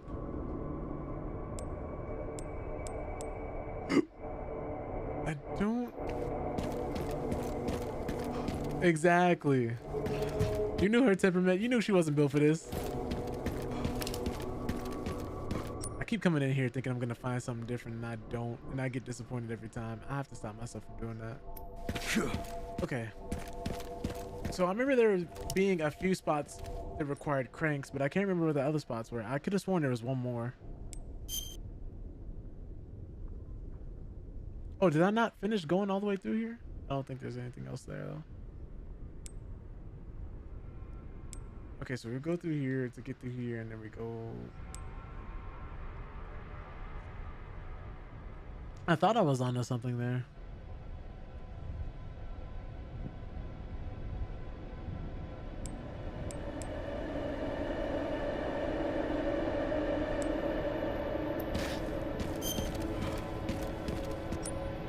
There's a spot in this building? Like the apartments or the warehouse?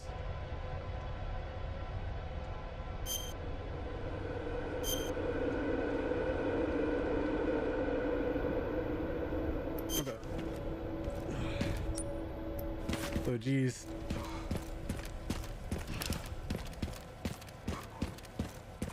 I know a map hate to see me coming. Let me see. Let me see. Have to go all the way up? Gotcha.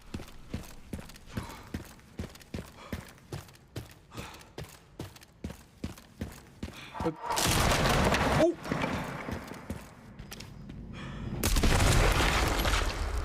They got bombs too?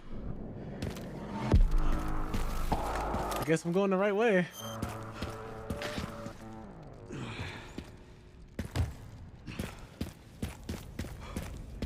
Thank you once again. Oh my goodness.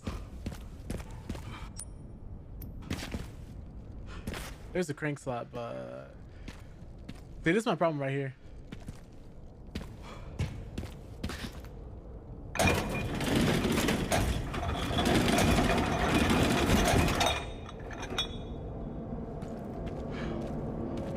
Oh, so now it's just gone.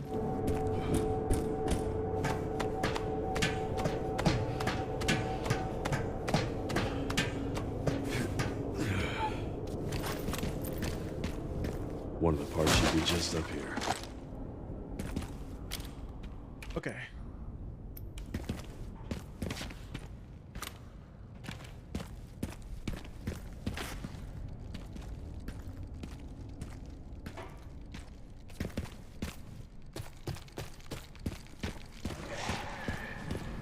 I knew I heard movement. See, I keep thinking I'm crazy, but these headphones are actually really good. Let me conserve my ammo. Oh! Excuse me.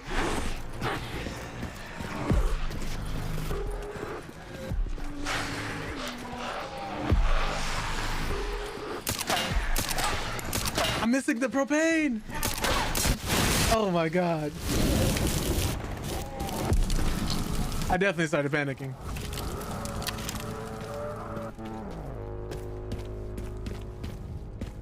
Definitely started panicking.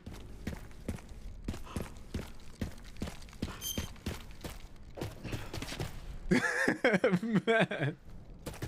What's up, Jay? I was about to start screaming. If I missed another shot, I was about to start screaming. I said, oh!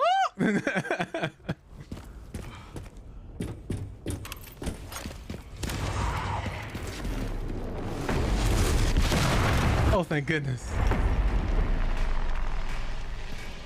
Somebody's alive, right? Nope, that's a zombie. That's a zombie.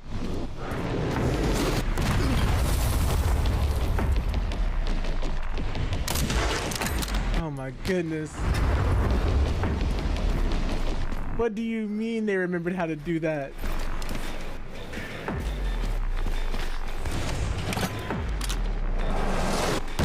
I'm in the trenches for real, bro. And they have my location down.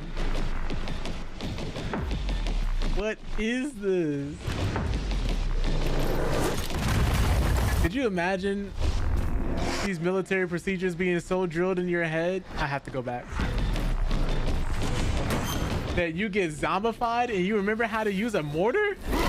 Excuse me. Oh, no. I have a girlfriend. You can't do that.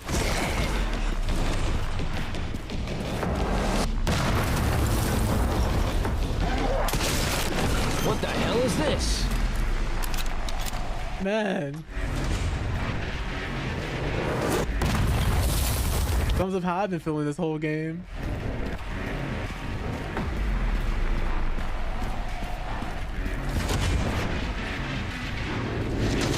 If I could see him, I could kill him, but I don't know where. Oh.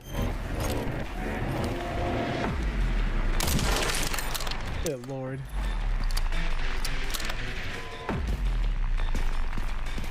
I had to. Please don't tell me there's one more that I didn't see. There is indeed one more I didn't see. Let me wait for the next one to come. Launcher on the roof you can use? didn't even think about that. Make sure all my guns are loaded.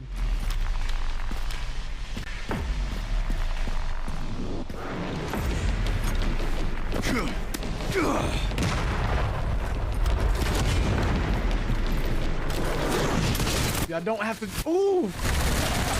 I cannot take another one of those. I cannot take another one of those.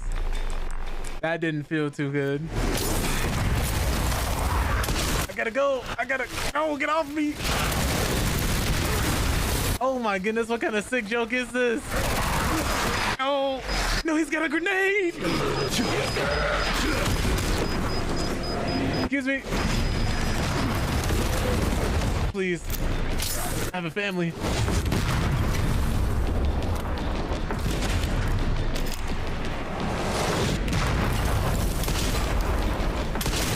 Please stay down. Oh, he's switching me down. Oh my God.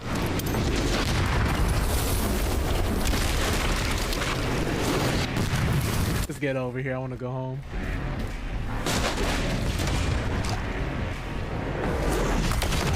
Oh my God, the ceiling is...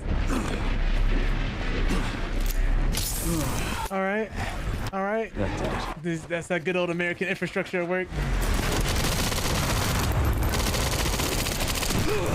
Oh my God.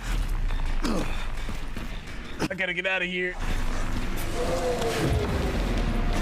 Leon, do a backflip, please.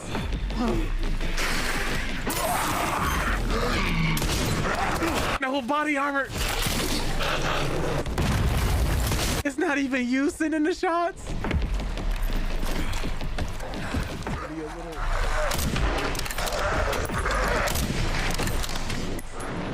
Oh my goodness.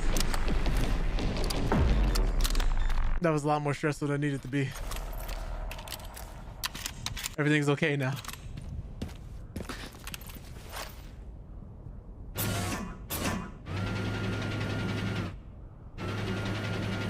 That entire section was wild. I went through all of my heals. Just gotta be sure. Do I have any of my med injectors left? I do not.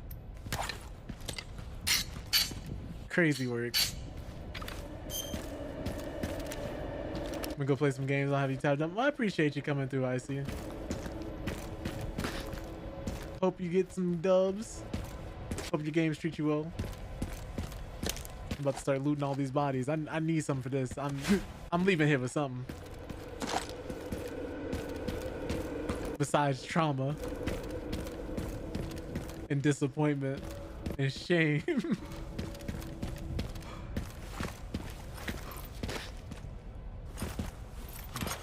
Good Lord. I was doing so well too. Okay.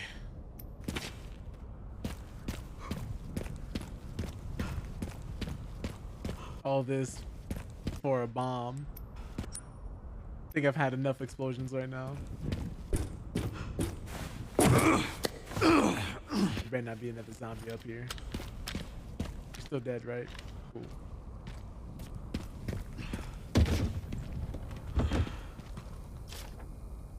Go grab a repair kit from container 2 in the central camp. The signal receiver got all beat up during the transport. We need to fix it. I hate it here.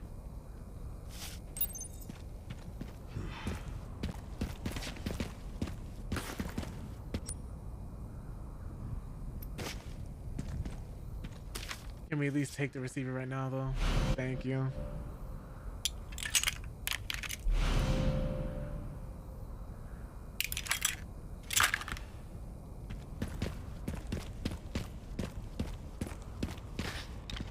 For a second, I thought like a squad of zombies were about to start storming us.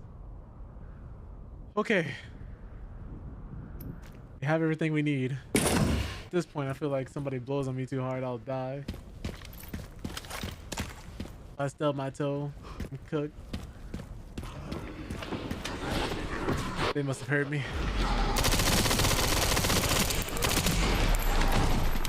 I know which gun I'm upgrading next.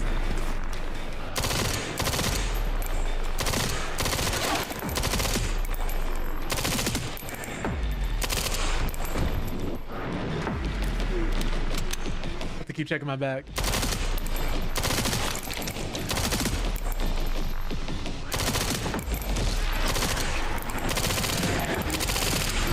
Please. I'm not dealing with you right now.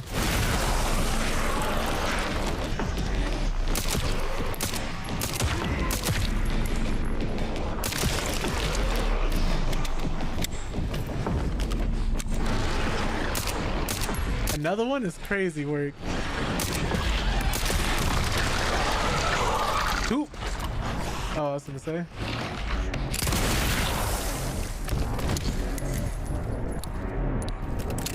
I will be buying that body armor.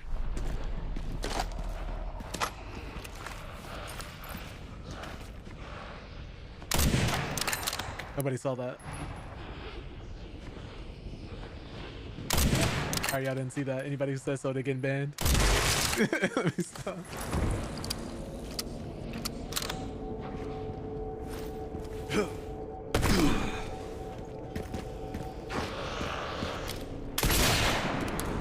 I hope I remember to go back for that. I don't know who he thought he was running up on. Is there anything up here? Is this ladder for decoration? Crazy work.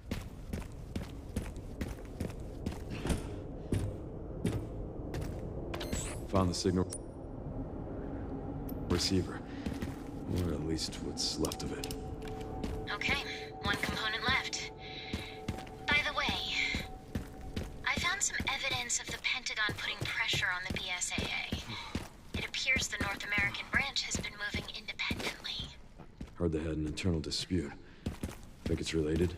That's all I've got. There's been an increase in government surveillance. Looks like my fan base is growing. Some things never change. Watch your back. I'll contact you again soon.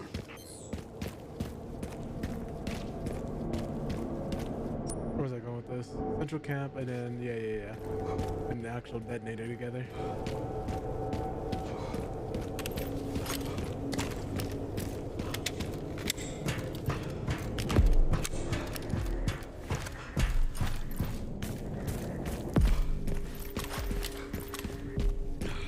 So I always gotta make sure my guns are loaded.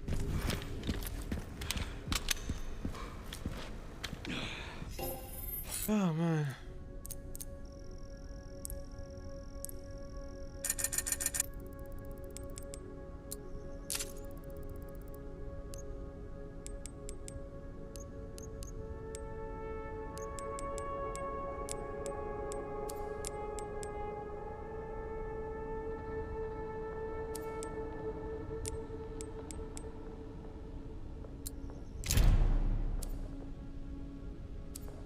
Actually, yeah, down. Put that on the sniper.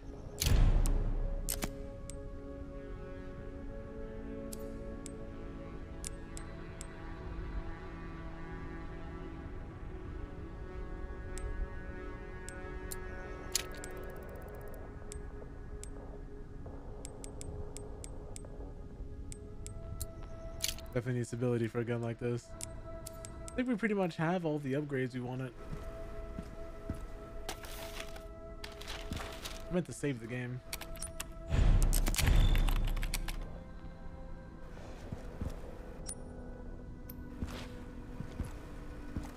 All right.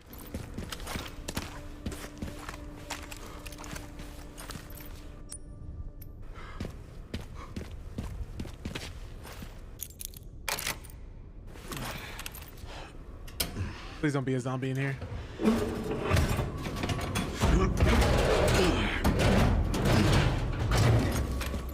Oh, motorcycle.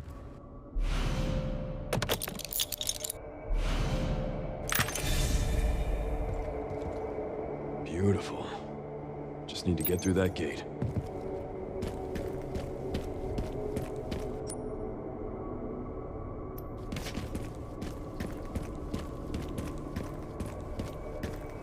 You know what? Oh, stop.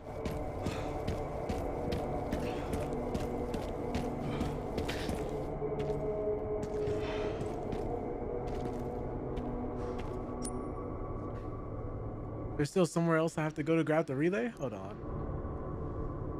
That's insane. Okay.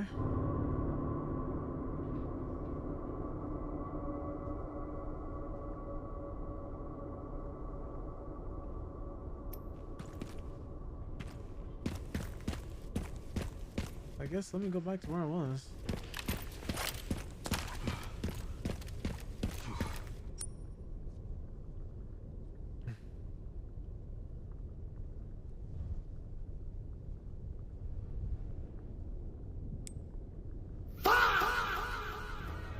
What's up, Monte? I was like, what is that? Hope you're doing well. Had you played that earlier, definitely would have jumped. Definitely would have jumped. That's how it feels learning. I still got some more to go though. Sheesh.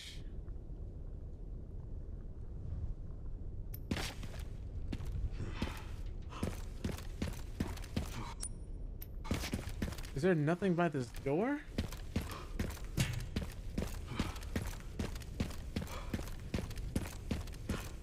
Nothing over here I can... Oh! I didn't think they would actually let me go down here.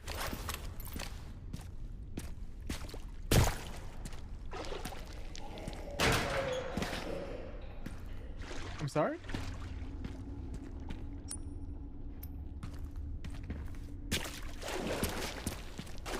Why can't I go down? Is there anything for me here? Oh, oh hey. Let me actually get some more handgun ammo.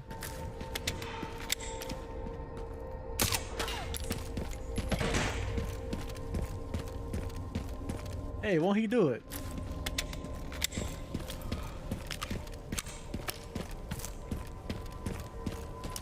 Let me try down here again.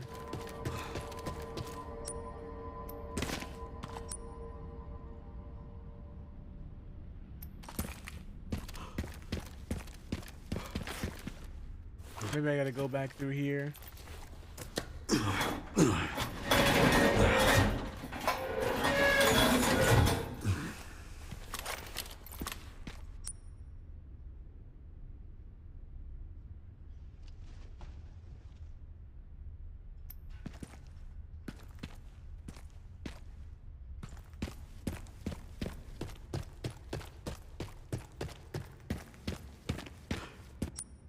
Oh, this is where we killed the giant spider at.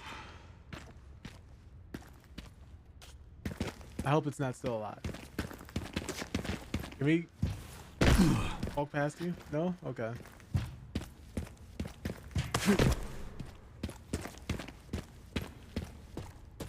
So then... we're obviously not going anywhere near this hotel.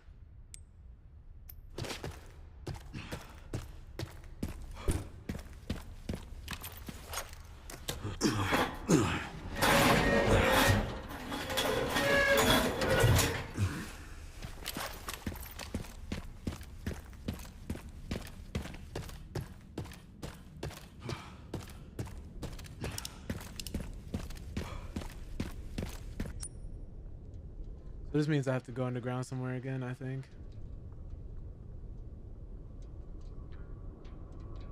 I guess do this warehouse.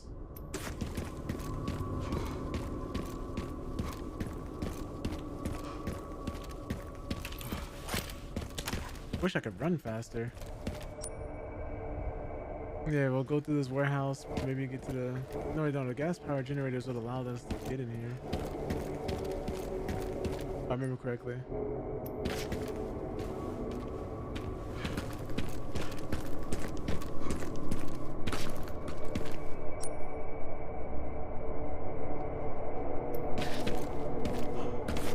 Can't go up there. That's crazy.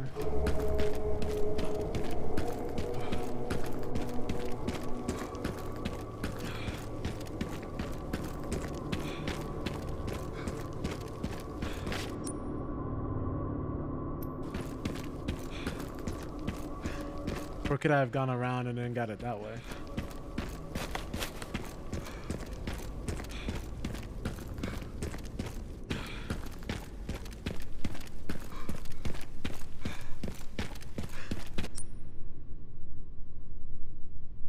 Yeah, I'm just gonna end up going in a circle here, it looks like. Yeah, so let me try going out here, going around the back. If I was in a real zombie apocalypse, I'd have died early, mad early. Especially if it's like World War Z zombies or Train to Busan zombies, Dawn of the Dead. Any zombie that can sprint, or the infected from 28 days later, I'm cooked.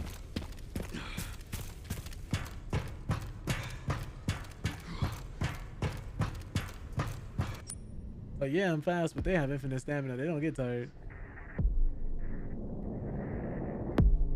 Let me see how to find this relay. Need to figure out.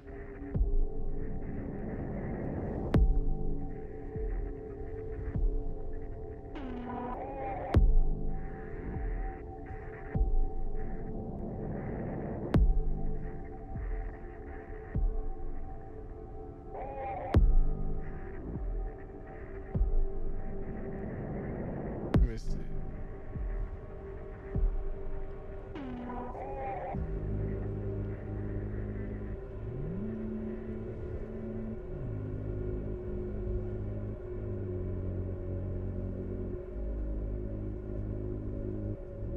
Because I am at a loss.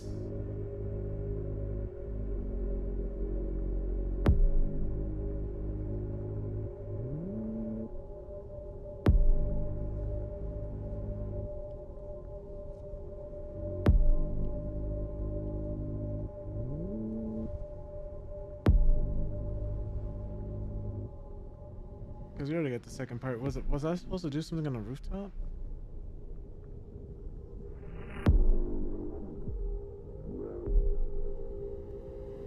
Let me see.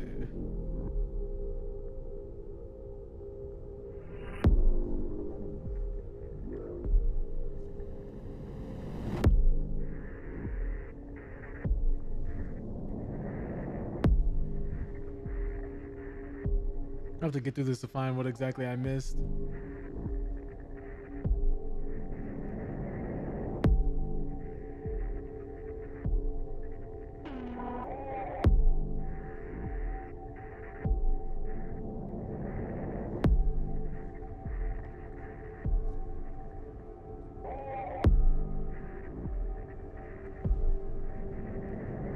Let me see.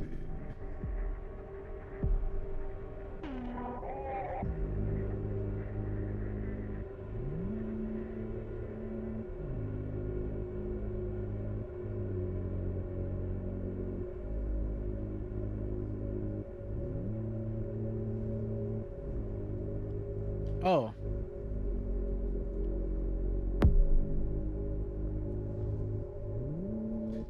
It's back where the first detonated part was.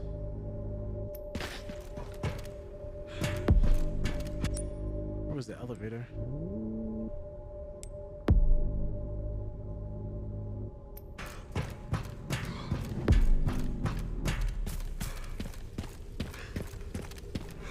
If I remember correctly, I think that was in the warehouse.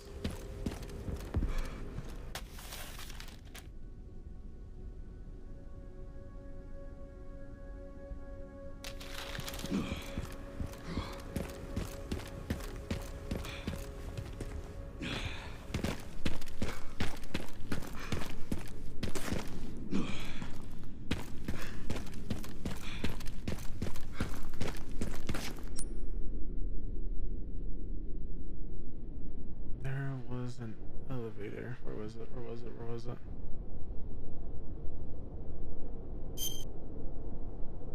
Leon grunting. Oh my! You just hear him running, just breathing heavily into the mic. The voice actor must have been in there for like hours.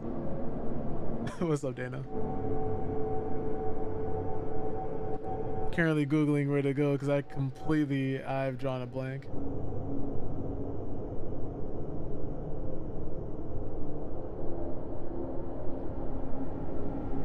They say I was supposed to go to an elevator from where we got the first part. I completely forgot where that was.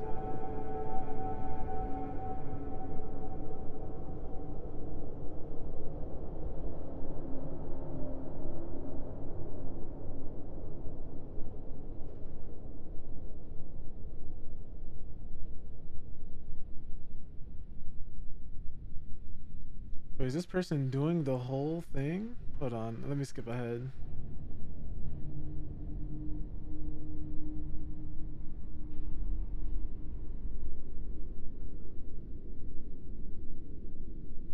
Yeah, where is this at? Just went around so I can keep looking at Leon's back. Insane work. We're gonna have to do that anyway, unfortunately.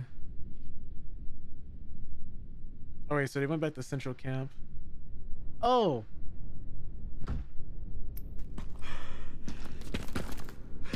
Yeah, I completely missed this.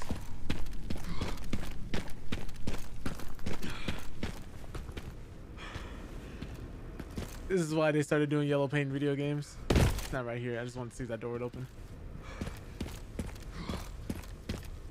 An elevator right here. Completely forgot about us using this.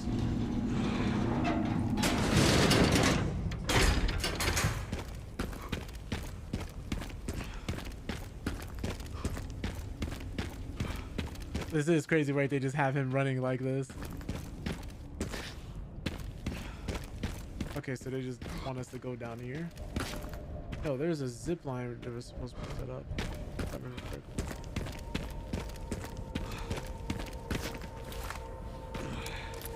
What's there?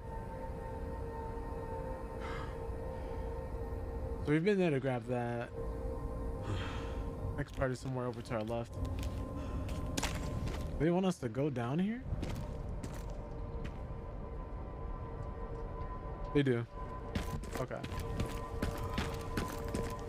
It is kind of crazy how much attention to Leon's knees breaking they put into the equation.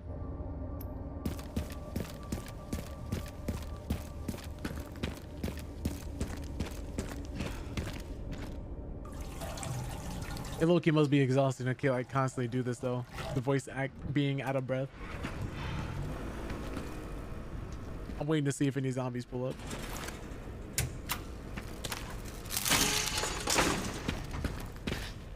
Who needs John Wick when I watch Leon gameplay for 12 hours?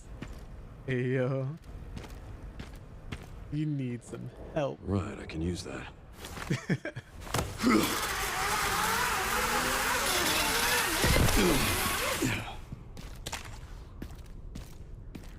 Oh, right.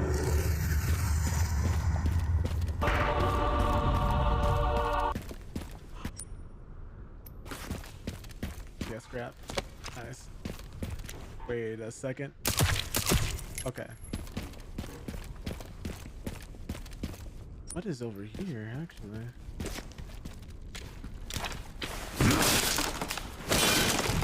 See, I can find stuff like this, but if you need me to go the right way, 9 times out of 10, I'm gonna go the wrong way. Not on purpose or anything, but because I'm just exploring.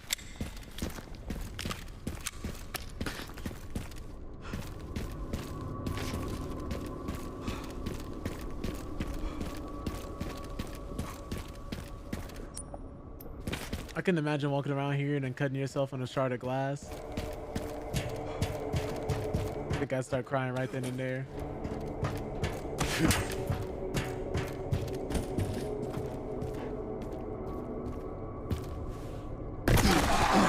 That's crazy. That's diabolical.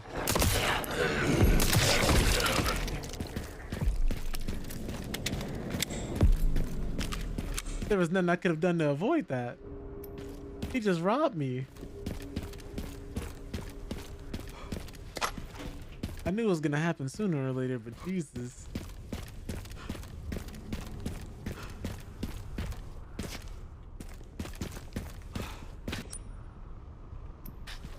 Guess we're going over here. Guess we're not going over here.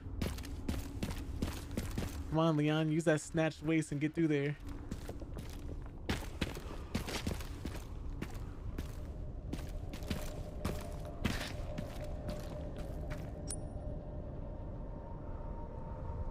I don't think I can survive this fall, and yeah, they don't want me to go through there anyway.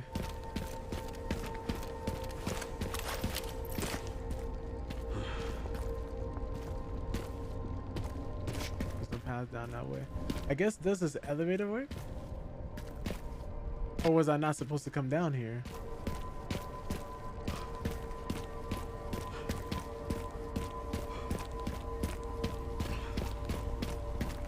Could you just imagine if it was just like 12-hour ASMR of just this audio?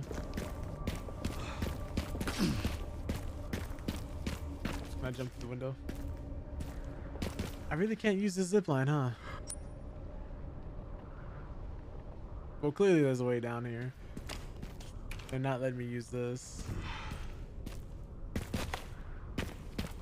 Their way back up?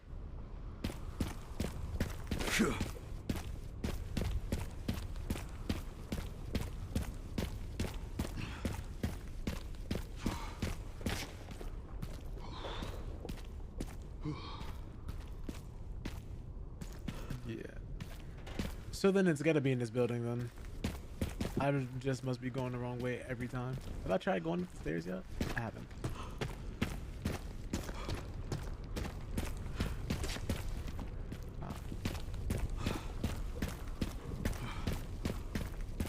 Please don't be another zombie on the ground waiting to bite my ankles. Thank you.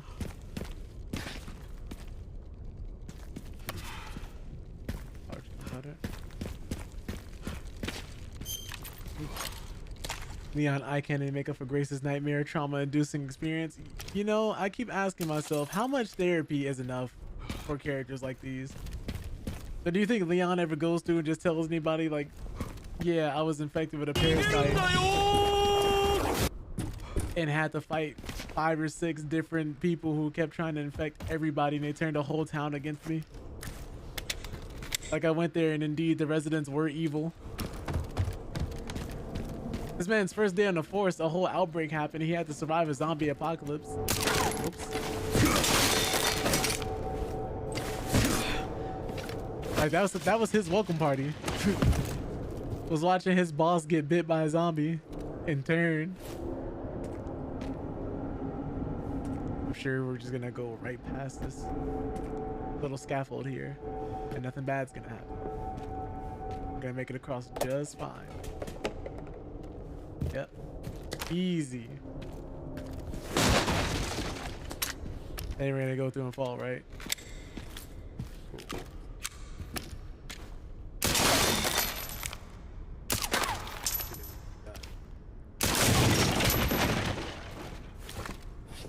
Cool.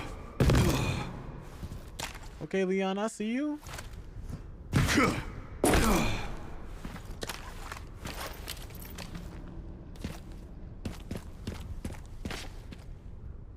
Okay, well, we're not going that way, obviously. Oh, but yeah, just to remind everybody, I started doing gaming news again. I think I'll start going back to doing that like the early segments of the streams. So if you guys do want to like figure out how to get over there, be kept up on current events and things of that nature, you guys be more informed now. Is there a way to go here? In all honesty, I bet he's held that stuff in since he's physically forced into a therapy chair. Yeah. Yeah. I wouldn't doubt it. I would not doubt it. Obviously, we're not going over there. That's probably why in one of the current new movies, they've made him a drunk.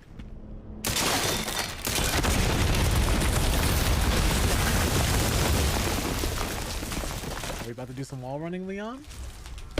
Oh, okay, no. I was gonna be really surprised. What if I didn't have ammo? Could I just be stuck here? I'm surprised we really haven't run into any liquors. You're not going in there, are you?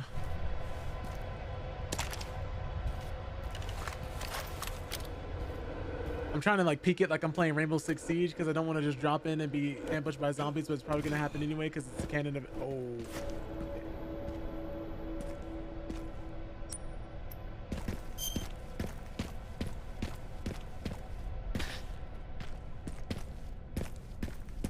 I don't know if there's a drink strong enough to make this man forget about his problems. Oh fuck.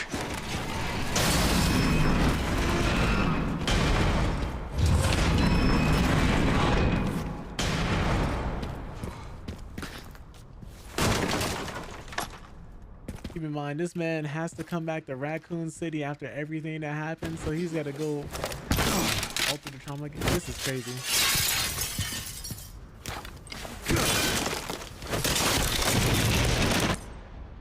Glass surfaces are incredibly fragile and require extra caution. However, shooting the glass out from under enemy will cause them to fall through. Funnily enough, do y'all know when they were dueling in Yu-Gi-Oh, whenever they said they were being sent to the Shadow Realm, people died?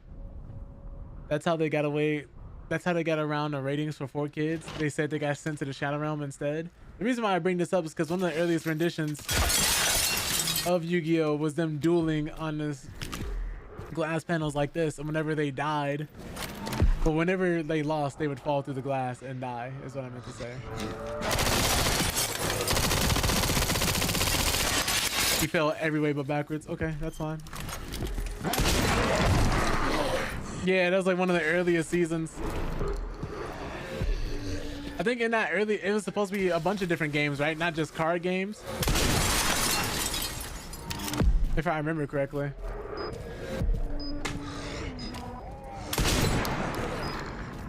Where is he?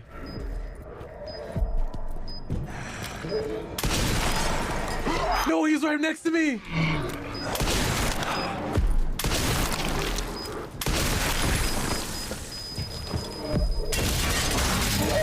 No, where'd you come from?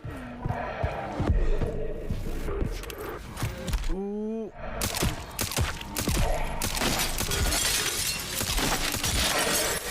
Okay.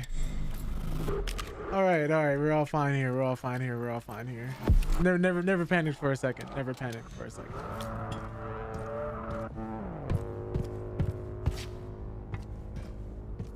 Yeah, it was crazy finding out about that.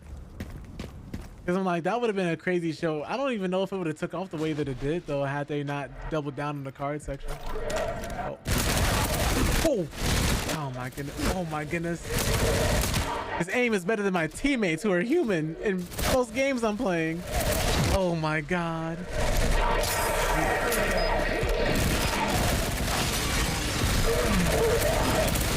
Wow.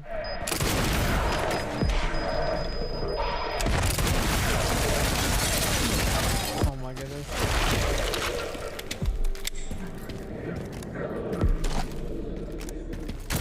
Oh.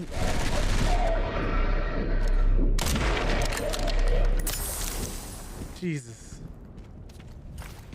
It doesn't help that they're armored. Who turned y'all? Like, how did y'all get bitten?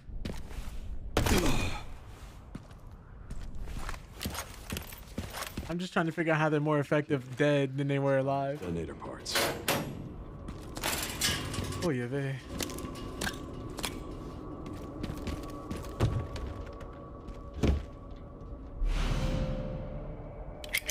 Thank you. Picked up the relay. Great job. Now to get through that gate. Yeah. Just gotta figure out how to get down from here first.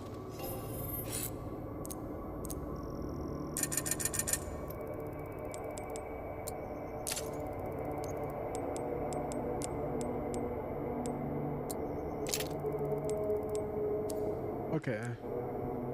I think pretty much all our guns are upgraded.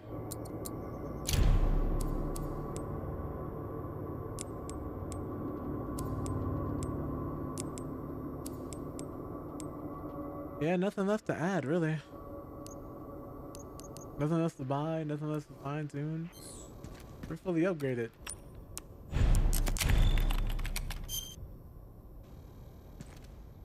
I'm saying, man, that armor they're working with is way better than mine, because what is that? So, you know, he can't ore farm and do his backflips, though, if his armor's too heavy, so I guess that's the trade-off. This wasn't worth 3 bullets. Actually, you know what? The shotgun's pretty strong.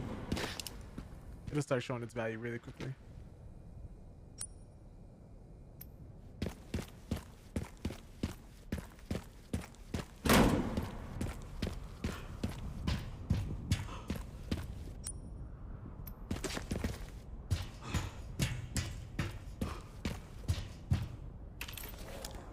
What?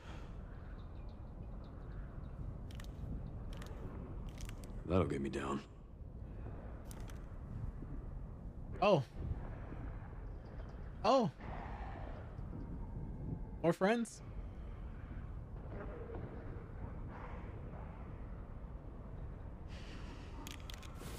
Not a pulse in sight. I wonder what Chris Redfield's doing right now.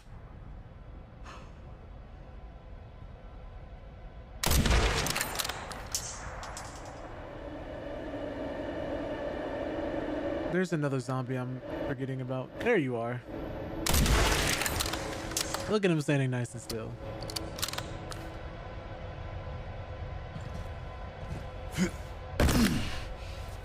There's gonna be plenty more.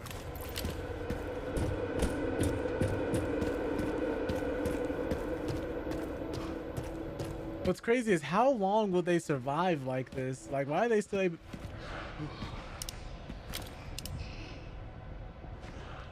Sorry, I heard that. I had to stop myself for a second.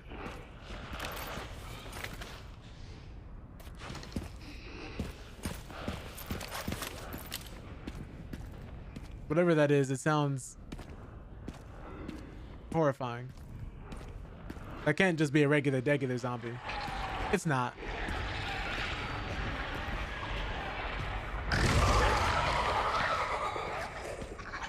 Whatever that is, I hope it hasn't seen me yet. It's coming towards me.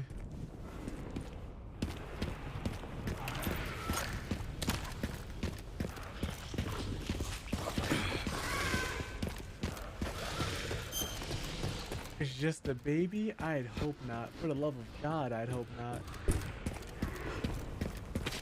Oh, this is just a dead end, huh? They did a good job of the sound design in this game because everything sounds like I don't want to be within 3 feet of it. I have no health.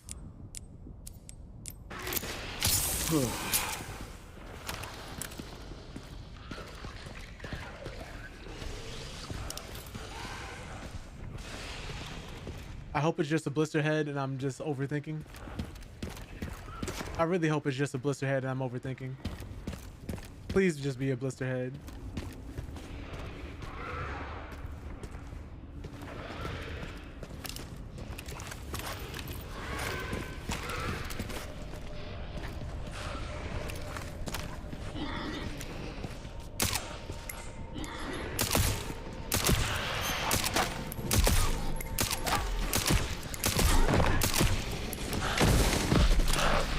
Oh, it was a blister head. Thank goodness.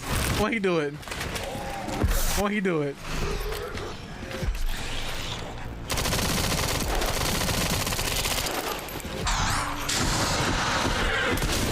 Actually, you know what? It's gonna take too many resources.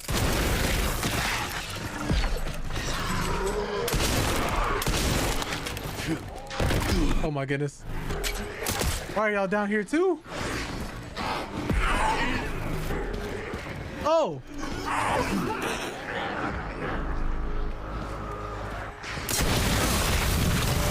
I tried to hit him on the leg, and that happened instead.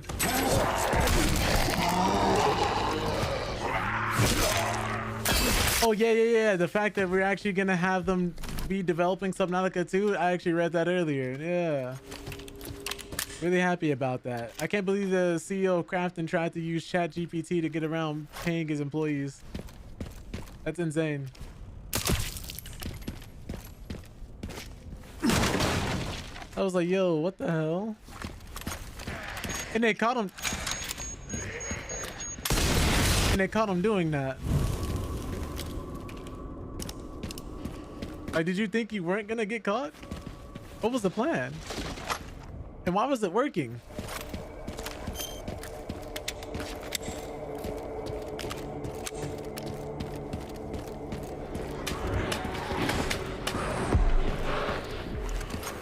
Y'all got it. Y'all got it.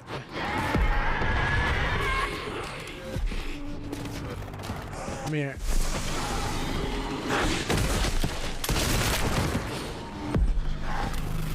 Come right on down.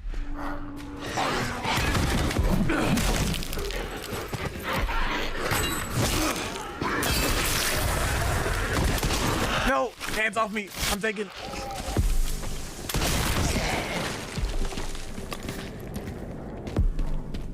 But yeah, no, it's so weird because it's like you had to run to an AI program and you had to go through slandering the people you were working with. And not only that, but you did all that to have to pay them out the bonus anyway. What are you doing? What was the plan? Melee attack, please. Oh. Excuse me. Same problem. Yeah, damages too, because you definitely slandered the heck out of them. Like, that was good slander too. Had everybody looking at them differently, thinking they were the bad guys as well. Because the whole situation was just a mess.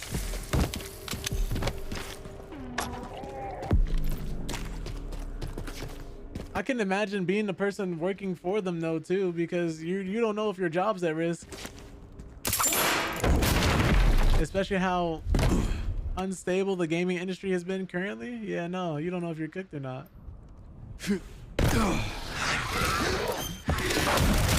Right back up we go. Why'd they do that? Why'd they do that?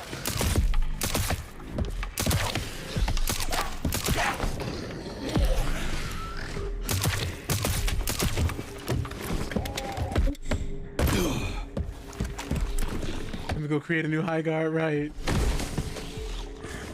Right this way, honey. I got something for you.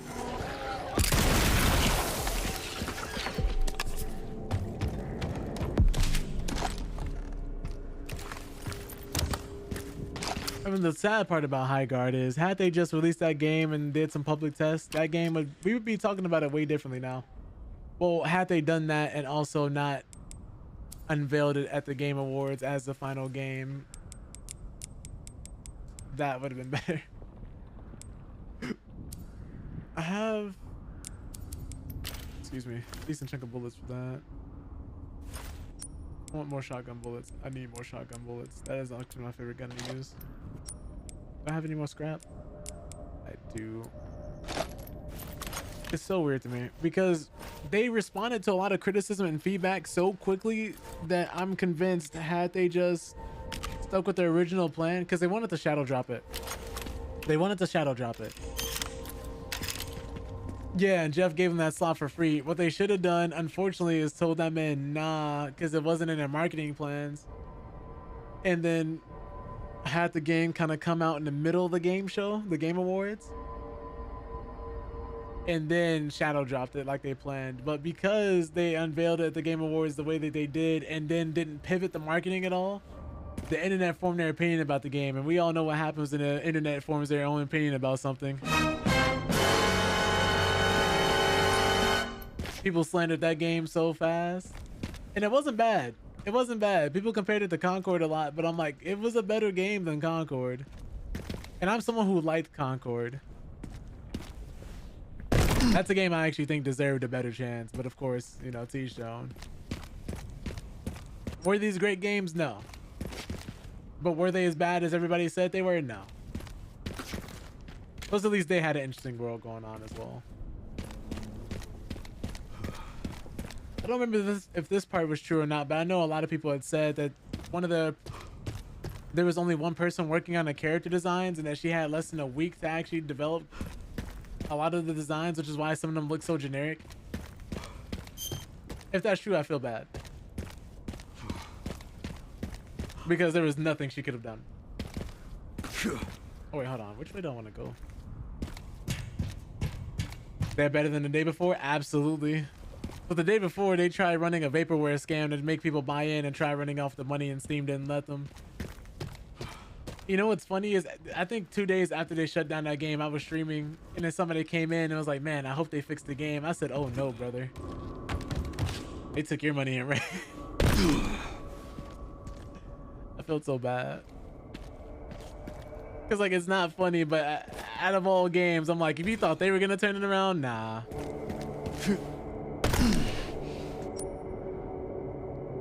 It's basically that meme when they're like, who's gonna tell them? Because I never like to be the bearer of bad news, and contrary to popular belief, I'm not someone who likes seeing things fail. but I'm not someone who's like blindly optimistic either. If your game sucks, I will tell you your game sucks. But I also do believe a lot of people just like bashing things and criticizing things for no good reason on the internet because it gets clicks and views, and most people respond to negativity a lot more than anything positive. Like if High Guard came out and it was a great game like they said it would just been business as usual. But if it came out in the way that it did, yeah, everybody's covering. People are still talking about it. They're trying to milk it for everything they can. So this is a shame. Oh, you know I came from here. Yeah, the trailers for the day before, like it sounded great, but I never really saw any gameplay. After everything kept looking different after each trailer, I said, nah, this game's not real. This game's not real because they never passed the eye test. It's like that first trailer, I'm like, okay, you got something, but we weren't really seeing much. I was like, I gotta see more. And then there was such a big gap in between trailers too. Oh my goodness, I have something in my eyes.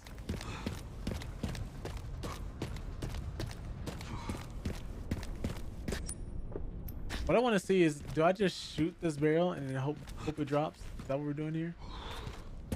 I have to jump across. Is there a zip line to catch? No, there's just stairs I didn't see.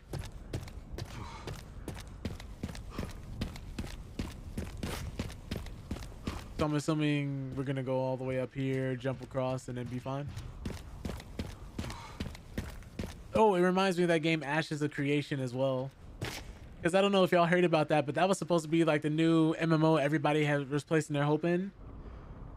Had millions and millions of dollars of funding, which I don't know where all this money keeps coming from, but every time there's a new MMO announced or a new big game that promises everybody the world, it'll make millions of dollars, and I'm not sure how, but it happens almost every time. Yeah, it turns out the person behind that, like the CEO, he said there were no shareholders, which was a lie. The project was actually being backed by a completely different company as well, and he was embezzling the money and using it for him and his husband, which is crazy. Is there a pathway through this box? Oh no, Leon, I didn't want to go back up there. Nope, no way through. Just really weird how this keeps happening. I'm taking note. Right, you want to make a lot of money in a short span of time, tell people you're making MMO. And the thing is, they had a clause in there where they said if the game didn't release, not a clause, but it was like a gentleman's agreement, I should say, where if they released the game, if they closed the game and didn't release it, they'd refund everybody. So what they did was they released the game in early access in a terrible state just to say, oh hey, you know, we released it, and then tried to run away with the money.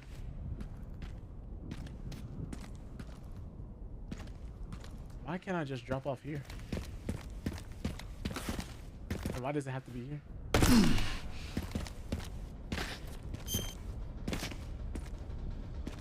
New time? Yeah, what's up, Wolf? This is the new time. This is gonna be my schedule going forward.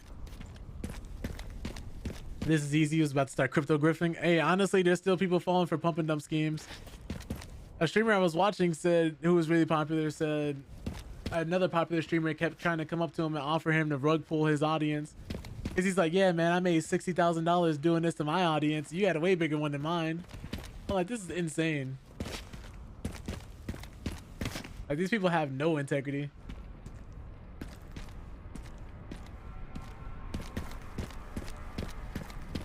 I don't think we're going in there. So I'll keep going up these stairs. They're not leading me anywhere. Or maybe they are and I just haven't seen it. I think we pretty much know by now I keep missing all the easy stuff. All the stuff that should be hard to miss. But this is where we came from. I don't think I can jump across. They were definitely not doing that.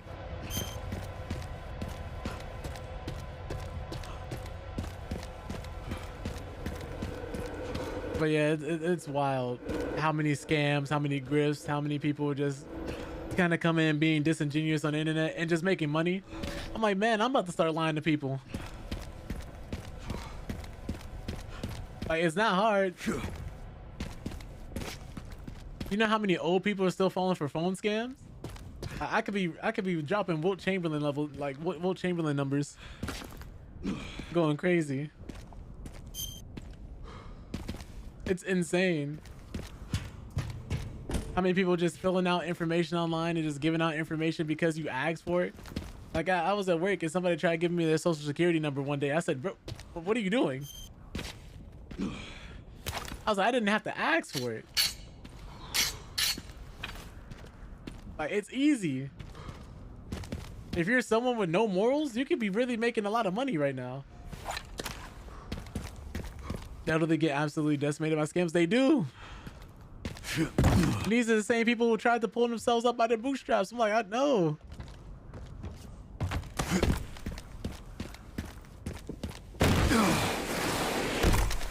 It took me way too long to see this. I didn't need to do that. Maybe I did. I had no health. Now for the other side. Now I gotta go to the other side. Crazy work.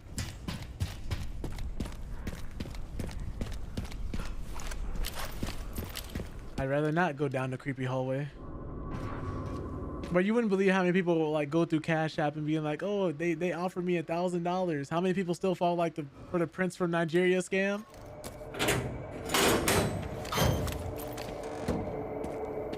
Insane, man.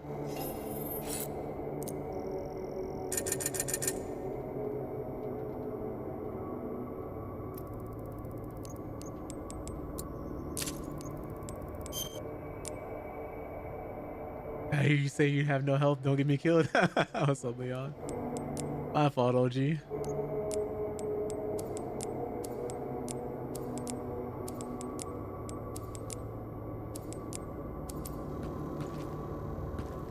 Ooh, wee. But yeah, Wolf, I was gonna say, I wish I could even give them that much credit, but these people will be in their 40s, 50s. Some will be in their 70s or 80s, so I'm like, okay, I get them, kind of. But it'll be people I'm on the phone with, or I'm talking to.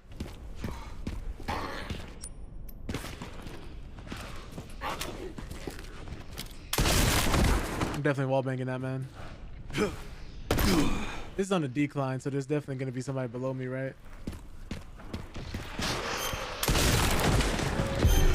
Oh, he's dead.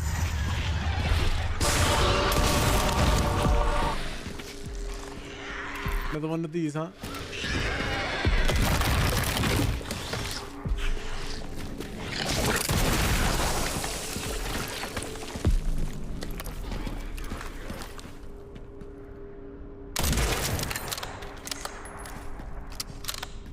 I'll need your voice and likeness for my ventures, please and thanks.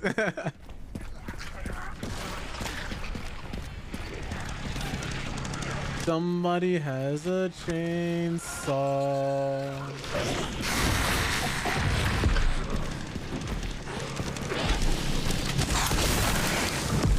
This is not gonna end well for me.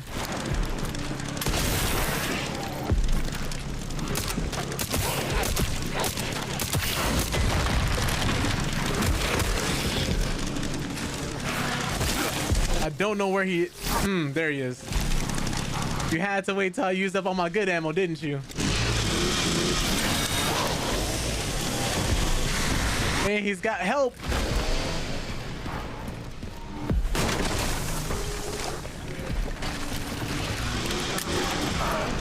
Excuse me.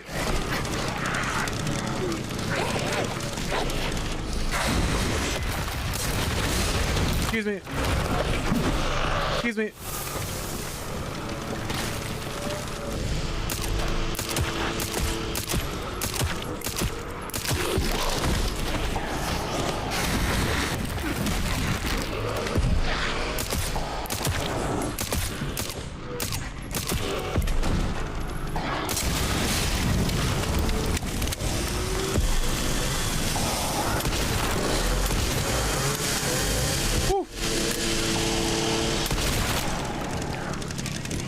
Excuse me.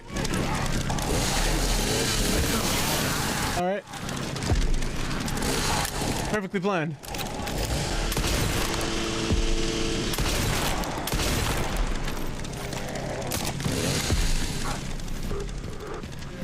Oh, where are the stairs? Oh, where are the stairs? Don't tell me he's... Here they are.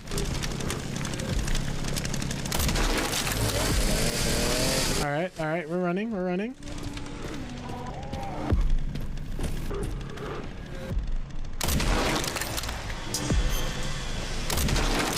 We just gotta not panic. I want to shoot him in the head, but I don't know if that helmet works like armor. Hey, a little upset about these large changes in season 3. Please say spare me. Spare me. I don't even want to talk about it.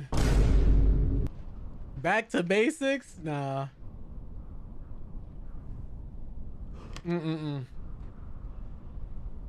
I uninstalled the game.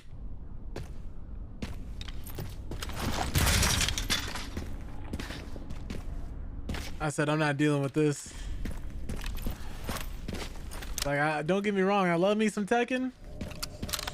I played through season 2. I'm not doing it again. Said back to ass, yeah.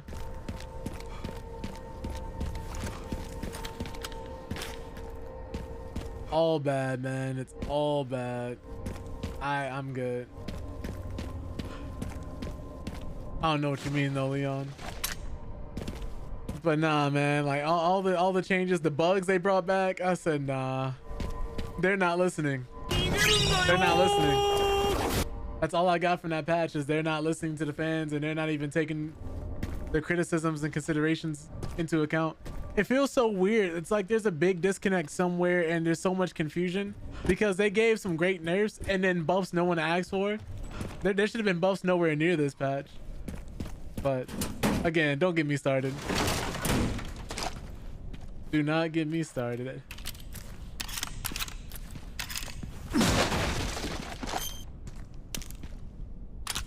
Was Tekken trying to be like other fighting games? Others do be mad aggressive. So Tekken was trying to modernize itself, which for better and for worse, initially in season 1, everybody was kind of worried about the direction.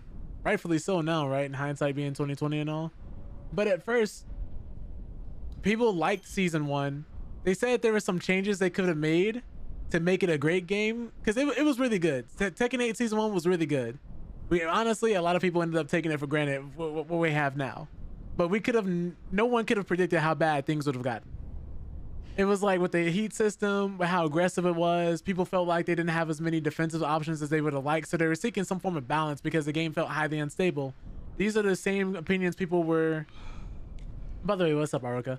These are the same opinions people were saying with Street Fighter 6 and other new fighting games coming out because they felt like they couldn't control the flow momentum of the game. Kind of like if you were really good, you could still lose to somebody who you felt like you were way stronger than because of how unpredictable everything was in the game, because of how many different comeback mechanics you had, which isn't necessarily a bad thing in itself. It's just people had some gripes saying it was just a tad too aggressive. If we could dial that back slightly, give us some more options on defense as far as like stepping, having multiple choices. You say you mean they were course correcting from 7 where they felt too defensive? Essentially, yeah. Season 2 was pretty sick, but I felt Lars was pretty good, so I understand some changes to how you're gonna mess with cool stylish practice combos. And this is where the disconnect comes into play, right? Because what's the word for it? Season 2 was broken. Season 2 was broken. Like dead ass, it was broken. There were more than 1,600 different changes. The game immediately went from being a little too aggressive and having not a lot of defensive options to being overly aggressive and basically no defensive options. At that point, you had to mash on defense. If you stepped, you were taking a risk with your life. If you tried backdashing, you were getting clipped by something. If you stepped, you were getting tracked by something because they buffed homing. They buffed sidestepping, but the homing was buffed. The tracking was buffed. People were getting their weaknesses compensated for. Characters were losing their identities. People were way stronger. It basically felt like the mantra, if everybody's super, no one is. And you had all these radical changes nobody asked for. It felt out of touch, especially when they said we were going to be adding more defensive options. So it felt like a slap in the face because you promised your fans one thing, then gave them a completely different thing they didn't ask you for, which is what they were telling you they didn't want. And then you came in, you made them wait for a year. There were people competing through this. Keep in mind, Joe Crush won, I think, at least 2 or 3 tournaments free because Jack was broken. His make some noise pressure you couldn't get out of. Paul had an unblockable that he could continuously do that you would just take the damage on, and once he started doing it, you couldn't block it, couldn't react, so you were just doomed to take the damage. Jack now is broken with this new patch because if he knocks you down and does his jump, he kills you. You can't stand up. You can't tech roll. You can't kip up. You can't get up. You just die. Heihachi is his charge move that he got this season because they added more moves this season. To the point where they had to start mapping moves to up forward and up back because there's just no space for anything else. Characters already have more than 100 moves. So that move Heihachi was given, it's supposed to be a charge move. Yeah, no, he gets the full charge effect by just pressing it. If you block it, he's plus. The only way to get out of it is step it. If you block it, you lost. Dragunov was given some new moves. Pretty much almost everybody in the game was given new moves when it was the opposite of what people asked for. People asked them to dial back the offense, nerf a lot of different characters who were problems since season 1.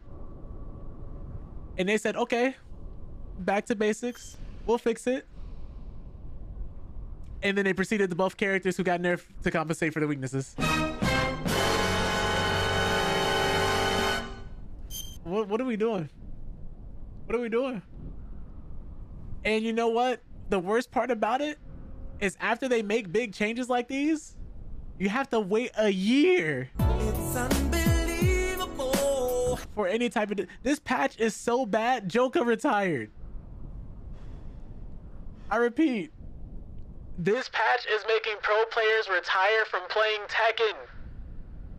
The game they spent practicing for more than 20 years. Some people have been playing this game longer than I've been alive. And they're retiring. That's how bad the last 2 patches have been. Granted, if you're someone who's still playing the game and still having fun and still enjoying it, more power to you. I'm not going to criticize anybody for having fun. I'm just saying, me personally, I uninstalled the game. Like, that game is no longer on my drive. But I'm also not gonna dogpile the game. I'm not gonna just turn around and say the game is because it's not. There are way worse games out there. Tekken 8 is just not in the best spot right now. There are some really cool things you can still do in the game, and like, yeah, some of the new moves look dope for certain characters. Some interactions are cool. They did make some changes by nerfing some things that needed to be nerfed. It feels really confusing, and all of this is still very fresh. So you're gonna get all of people's emotional hyped up reactions from being extremely disappointed and feeling as if they were lied to. It was bad, but makes you question who are they getting their advice from, if it's from the community. Yeah, not to mention they open up a new forum to respond to criticism, and not to mention they spent a whole year developing this. Keep in mind, when season 2 released, we started seeing with characters like Mirizo and Armor King and Fakuram, where they didn't feel nearly as broken as other DLC characters and other characters that were kind of in base roster for Tekken 8. They felt a little more, what's the word for it, reserved in terms of power. Like, you could tell they still had some strong things, and there was definitely some things that could still be abused, but they weren't overtuned immediately upon release as far as Tekken standards went for Tekken 8. But you said you don't trust the community. Some loud ones did complain about the nerfs. Yeah, but you also got to do your due diligence and realize who's worth listening to and who's not. People who complain just to complain, grifters, and people who complain because it's coming from a place of love and who actually have constructive criticism to offer.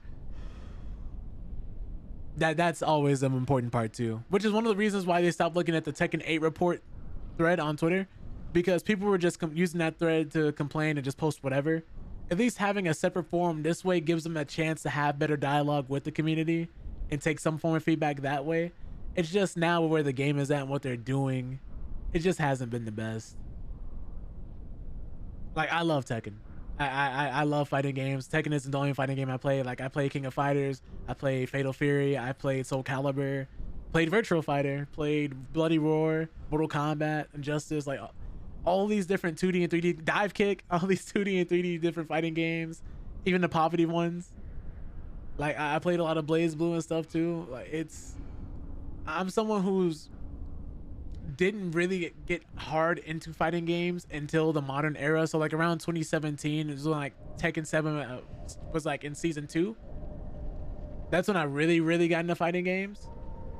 But other than that, like, I didn't grow up playing fighting games seriously, so I have a bit of more of a casual perspective. I don't play these things for money. I play them for fun.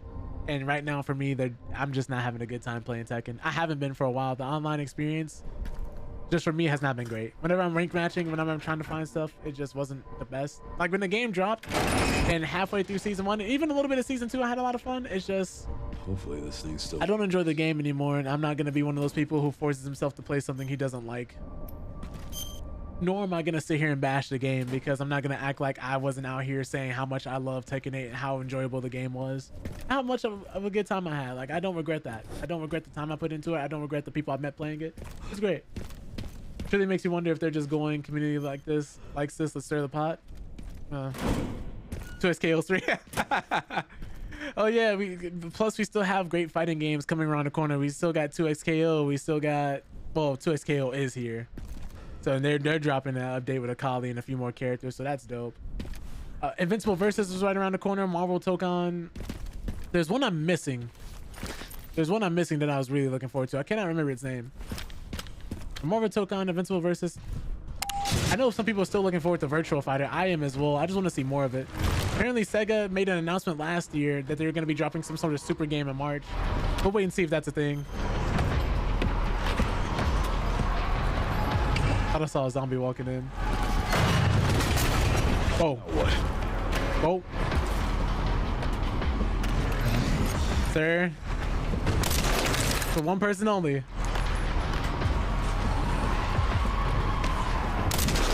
Nope. No littering allowed. I'm looking all around.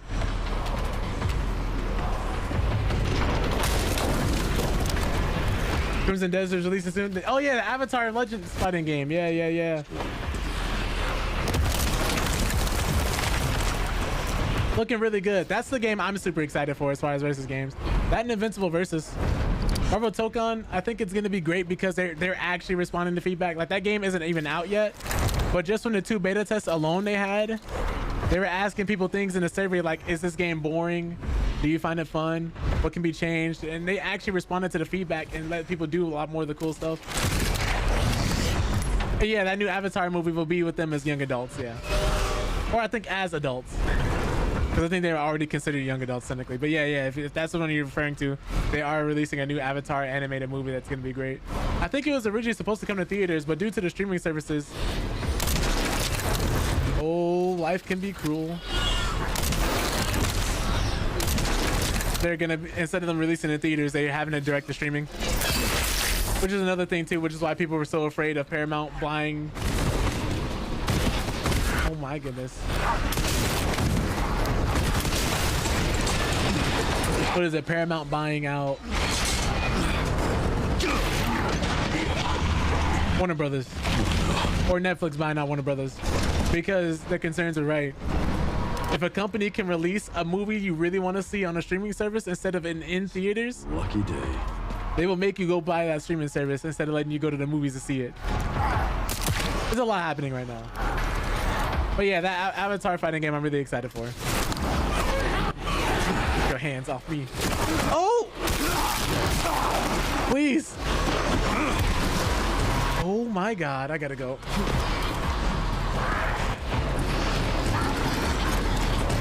Excuse me. Are you crazy? Are you out of your mind? Monster Hunter Wilds is another game that's recently turned it around. It's another game that's been doing really well recently. Because you know what they did? They actually listened to their community. I don't have enough bullets for you all, so I need you to start sharing.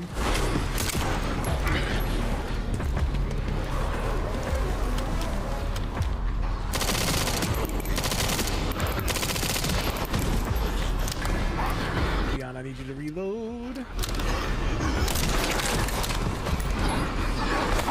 Oh my goodness.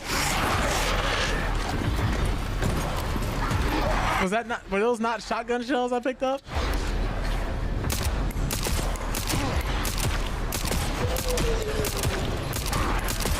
Oh, there's a zombie near me.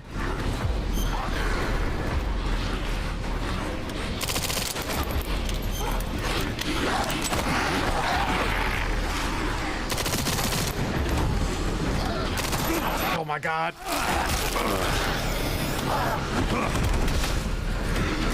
I need this ammo. I need this ammo.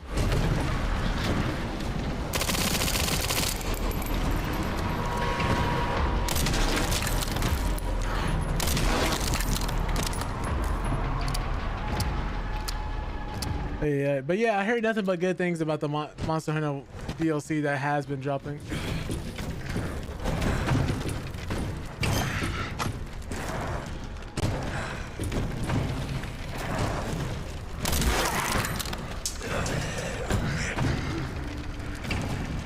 Yeah. I'm sorry. I had to kind of like lock in there. And by lock in, I definitely did everything but all my body armor I had is now gone and useless. Never coming back to Raccoon City, man. Hey, Marathon has been dope too. Marathon is another game people are like, oh, this game is gonna bomb, but you know what they did? They actually took the feedback, criticism, and went back and worked on the game, which has been dope. That took longer than planned. Luckily, I found a bike. Should make up for lost time. Great. You'll need it. But yeah, for those who don't know, I will be doing gaming news again for the first half of the streams. So the stream days have stayed the same, but the time is now 7:30 p.m. Central Standard. Just because that's what works for my schedule currently. So like Monday, Wednesday, Friday, Twitch and YouTube. So if you guys don't want to deal with ads on Twitch, you guys can still catch me there. For the most part, as long as my bit rate doesn't like crap itself. The Destiny 2 community thought they were large enough to actually sway majority opinion. Yeah. You got that, and you got a bunch of people who just want to see things fail no matter what. People, I don't know if y'all seen it, but they have a Concord, what is it? Concord timeline or something like that, where they take, what's the word for it? Ooh, hold on a second. I didn't realize I could upgrade these more. I only upgraded these halfway. But they come out and they say like certain games are going to be Concord like, or certain games are going to fail. There's now a site where people are betting on whether or not a game is going to fail. Not for money, just for the love of the game.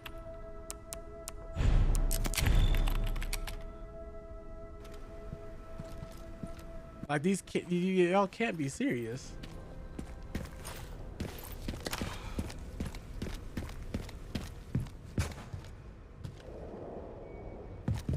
I just don't get what's the point of doing all this if you want your favorite things to fail. Like I remember when games came out and people were super excited to play them and buy them and just enjoyed them. But ever since people started getting money for having horrible opinions, I think that's a big part of it. Trying to stay away from social media's opinions on anything, rage bait everywhere. I agree. Like, have you ever gotten to a really nice hobby or a really niche thing, like whether it be a movie, a video game, art, an artist, someone who makes music, whatever it is, and you run into the fandom and you're like, they're the most insufferable people I could ever run into, just complaining constantly, saying something isn't as good as it needs to be, comparing it to other things all the time. I'm like, nah, bro.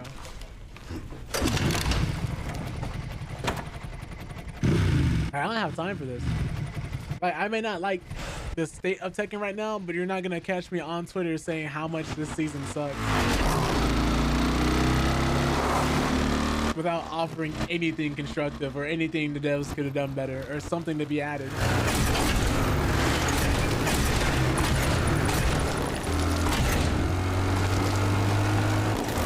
So I keep asking myself, do y'all like games?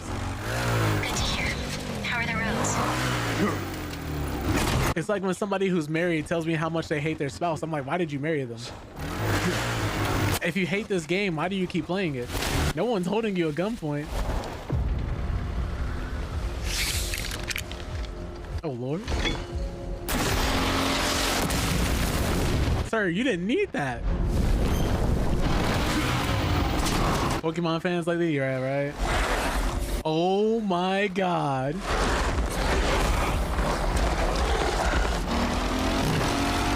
They'll take anything Nintendo gives them. This stage just keeps getting better and better. Oh. Don't worry, I got it. Oh, I thought I had a shotgun for some reason. Sir, let me reload. Ah. I'm sorry, he's got more? What am I supposed to do here? Oh my god. Yo, he's got a motorcycle too? Pups could use more training.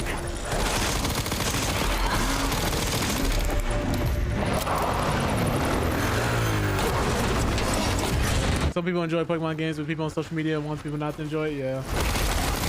They actually just got in Pokemon. It's been super helpful for your cardio. Oh, you've been playing Pokemon Go? Yeah, Pokemon Za. I was like, yo. It's like, I get... Hold on. I get what they're trying to do with certain games, but boy, Nintendo has been feeding their fans for years and calling it a gourmet feast. And they've been eating it up. It was like what happened with Smash all over again, where nobody was getting rollback netcode. Anytime anybody had a fan-made patch to make the online run smoother, Nintendo banned it. Shut down any form of grassroots pro scene. Even when they officially sponsored tournaments, they made it super difficult for anyone to play. I was like, oh. So much for the direct route. As well. Anyways, I'm doing a lot of complaining for my... Too much complaining for my taste.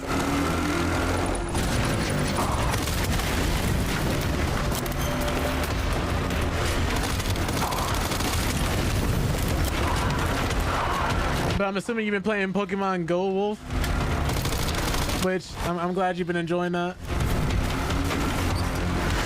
What's funny is this is not to take away from what you've been doing, but I just found it like crazy that they were using Pokemon Go to train AI.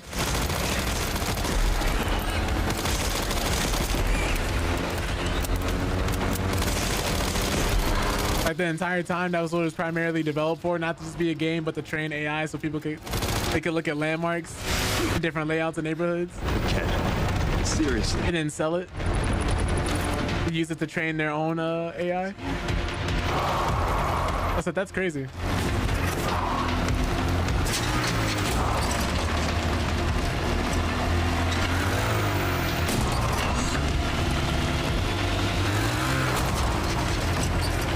Look at that. This is wild, everything that's happening here. Oh, snap. That's a screenshot.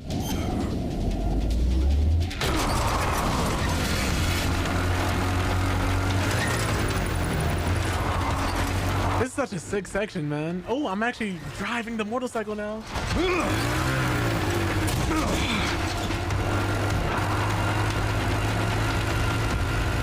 This is so cool. It's really wild how they found a way to reinvent Resident Evil twice now. The same people who made Resident Evil 7 worked on this one specifically. I don't think they did 8, but they did 7 and 9, which is why this one felt so tense and scary.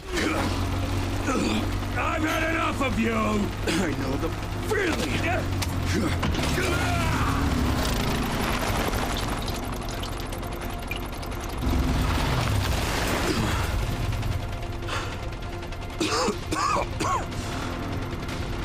Come on!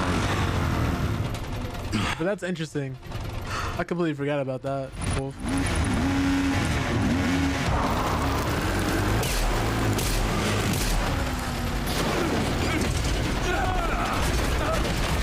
Please die.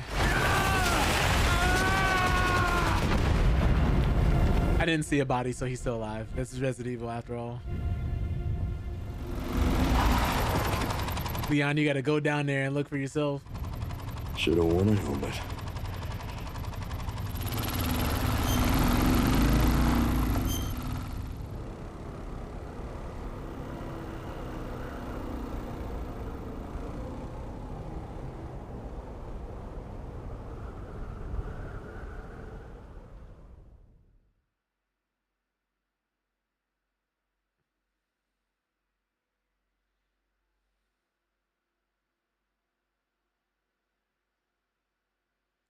Okay.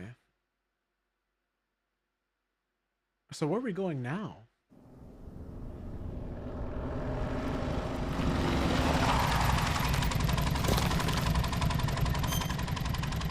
I feel like RE5 remake is getting closer to how action this one is. I think so. I think that's the next one people really want. Close to the coordinates. Because they can't do 7. 7's not old. Looks like it. 8's not old. 9's not old.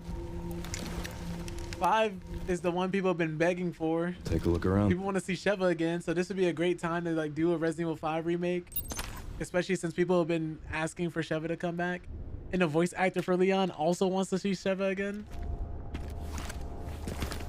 Let a whole new generation of people experience Chris punching a boulder.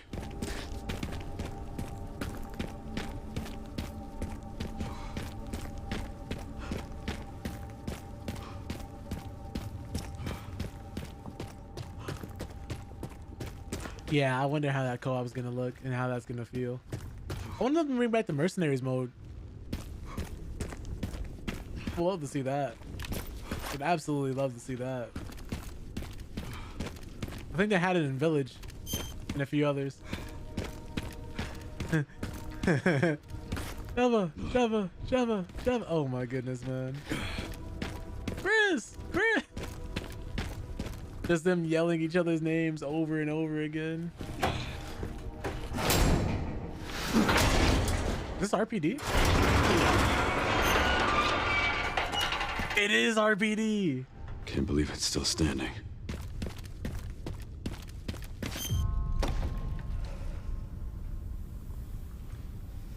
They're making this man face his past. This is crazy.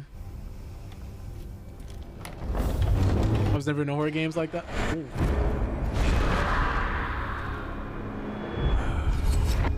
It's on you now.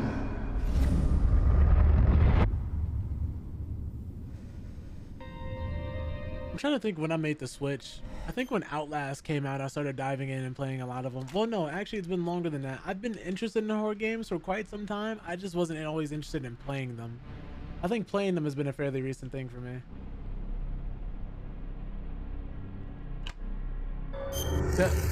Played Dead Space 3 now, jump scares and meaningless. I played the first. I remember buying the first Dead Space. Not buying the first Dead Space. My parents bought it for me at the time. They bought it for me, and I really wanted it because I thought it looked so cool. There's no way this thing still works. Because it was something different. It was something unique at the time. You know, funnily enough, if not for Resident Evil 4, we wouldn't have gotten Dead Space. Because the creator of Dead Space said they wanted to make a Resident Evil 4 but in space. Like this whole third-person action over-the-shoulder camera, action-oriented gameplay. That's because of Resident Evil that we got Dead Space.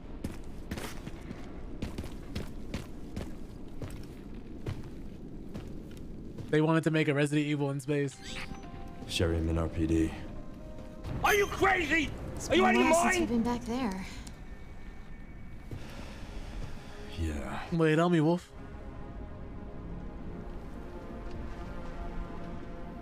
The statue's still here too? Yeah, this movement bouncing reminds me of Dead Space Hardcore right now. Well, yeah, that makes sense. Abandoned? Not sure. It was modeled after it, after all.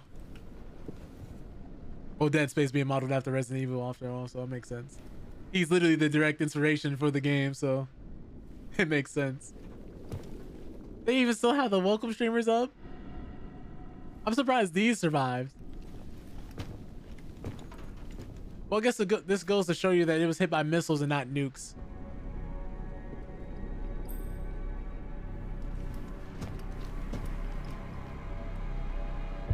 That fucking guy. And Grace. Shit. This is Wesker 2.0. Sherry found Grace. At RPD? Yeah, exactly. Someone's been expecting us.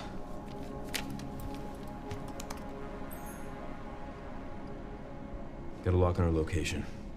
Headed there now. I'm sure we're gonna be able to get there with absolutely no problems, right? Let me make sure I save him.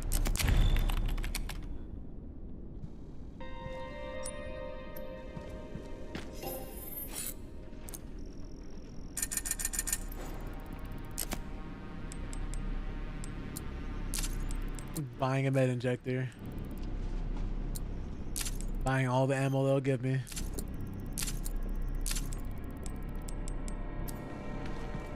Heavy agree on the atmosphere. I wonder if you're someone who played the remake recently, are the layouts exactly the same? That's one of the things I liked, the fact that they did the remake, because they could literally just copy that exact layout, those assets, bring them into this game, and then just have players run through them again. So if you're someone who plays through the games constantly, like a lot, which a lot of people do, with randomizers and mods and all these other gimmicks and things, I could only imagine how this is gonna make you feel going back through all this again.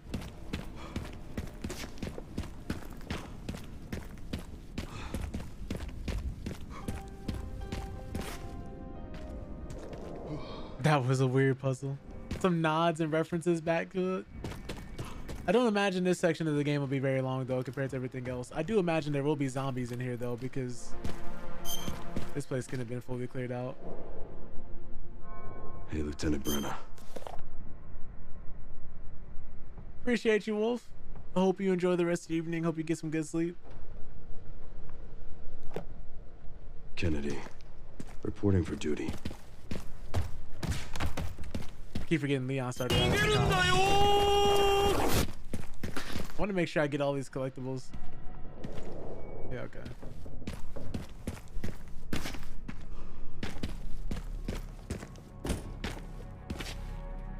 This place was huge, man.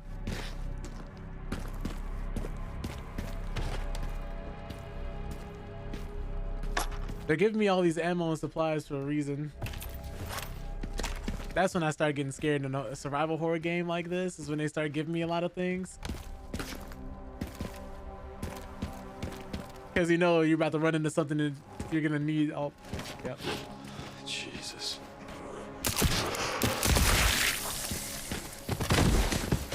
Rest easy, officer. Couldn't imagine being a cop during this whole situation and scenario. What's crazy is they were also targeting survivors too in this game. So if you're someone who survived everything that happened in Raccoon City, they were spinning the block for you.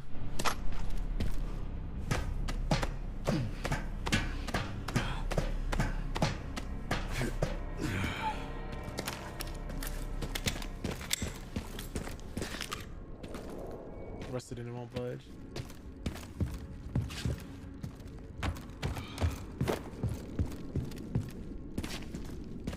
Jittering, there's one of those things in here. Oh, this is the same library I think Mr. X chases you through. This is so cool to be revisiting it like this. Please don't tell me we're gonna have a zombified version of him. No, because he's dead. He got blown up. Series lore is huge, all about discovering some weird things, and slowly bioweapons become a big thing in the game. Right. Mr. X, Nemesis, the Tyrants. And that's not even all of them. We still have people like Krauser and Wesker running around. And everybody in 4. Oh my goodness. Not to mention people with chainsaws. Because for some reason everybody always has a chainsaw. They have to have one. It's mandatory.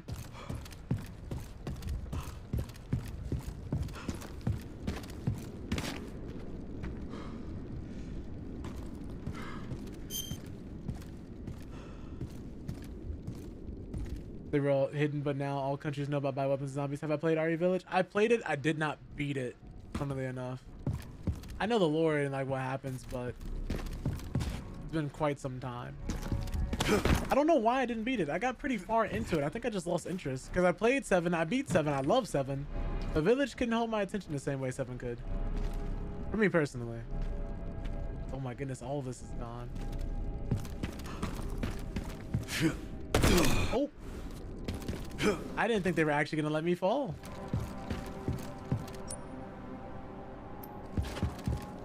I'm gonna go back up there real quick, see if there's anything else I want to look at. Probably not, right?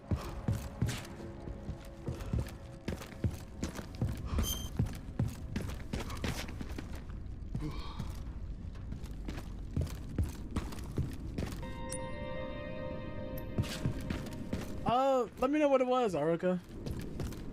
I don't mind. I know the whole thing about the mole revelation for Ethan and everything, and I remember like how he was protecting his daughter and all that, but I can't remember much of anything else.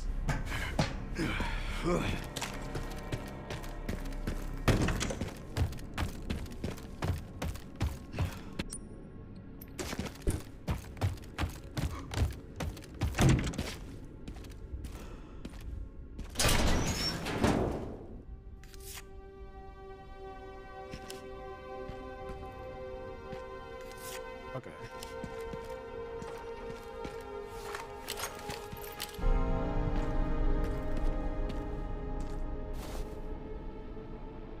Stars. Oh, so this is just memory lane right here. You kids have fun solving this one. Barry, oh man. I can't remember if Barry's still alive or if he's dead. Turn in training plan for the new recruit, which was supposed to be Leon. Join Jill at the shooting range. Pick up the girls from soccer. Don't be late. Find that missing library book. Oh, man.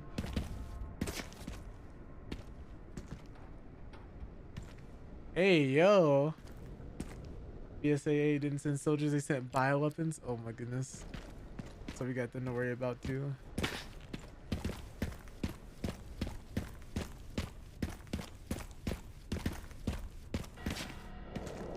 Doubt there's anything in it.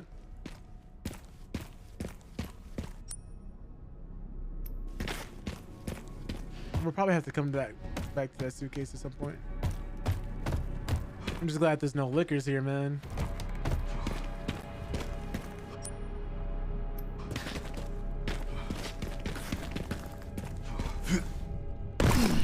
I'm really hoping he's not taking damage doing those. Apparently he's not. That's interesting though.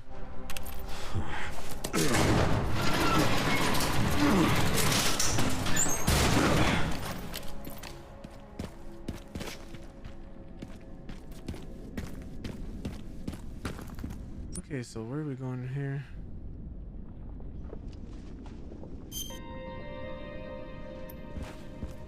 But there's Chris or others use as zombie as a soldier, and Chris says he's gonna go to BSAA in Europe for that to investigate and punish him.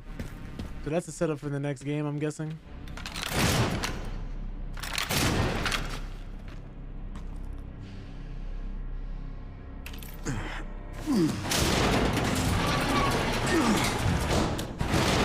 Pretty cool.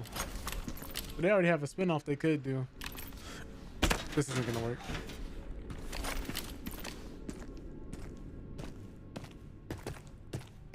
Sure you have questions. What is this place?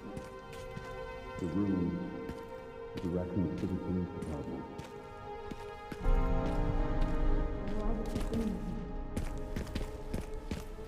Looks like you need to understand.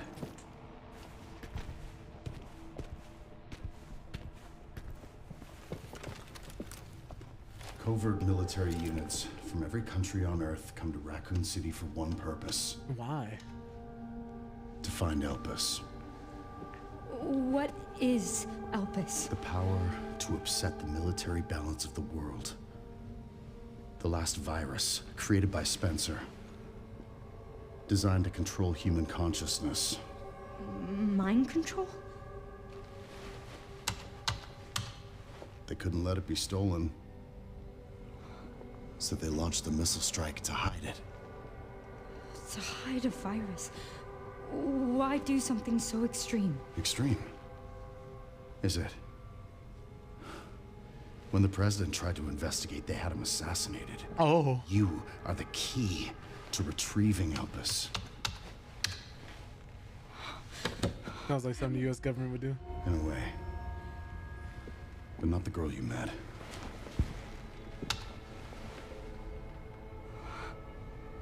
So many attempts. Oh. Failures. I'm assuming Grace was a success. Such a waste. That's what it seemed like. What do you mean?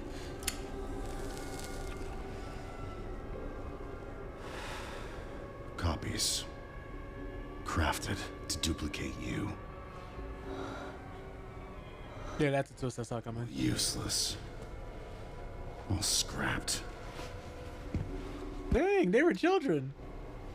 They each have their own sad story.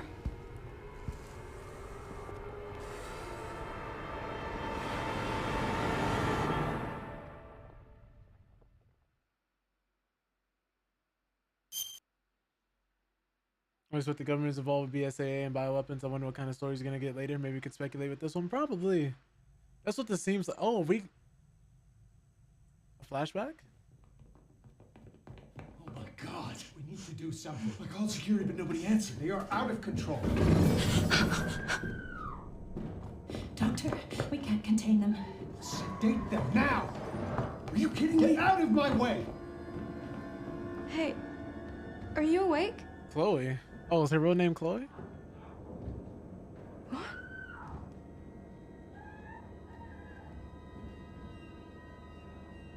Where did everybody go? Why does this keep happening? If I was ever doing some nefarious stuff like this, these subjects would not be alive. There's no space under the bed to hide. Oh no. My guns, my armor, my weapons. We're in the 90s.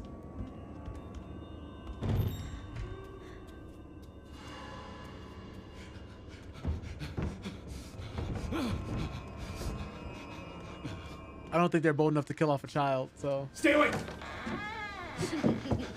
Get back! Don't come any closer!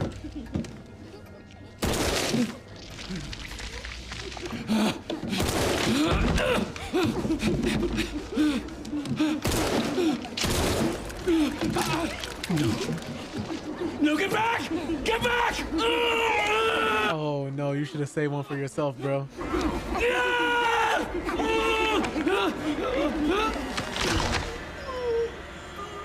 Hey! He could have had way worse.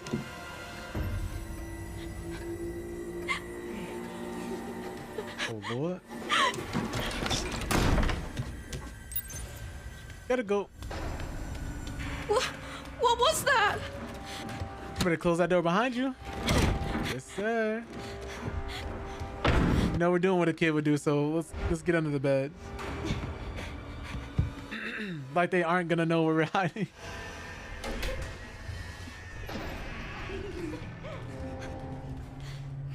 This is something you hear about in the Goosebumps book.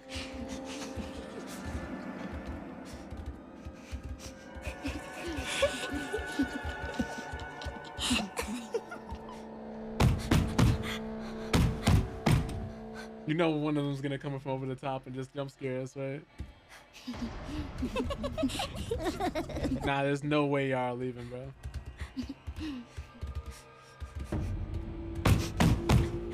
Girl, you gotta make a run for it. They're just gonna go to each bed.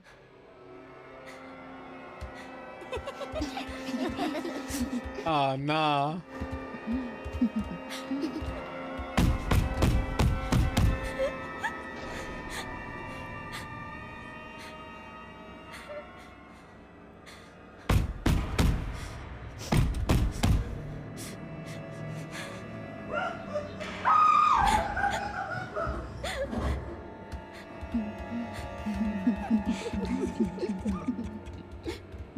I should have counted how many girls there were. I don't know if that's all of them.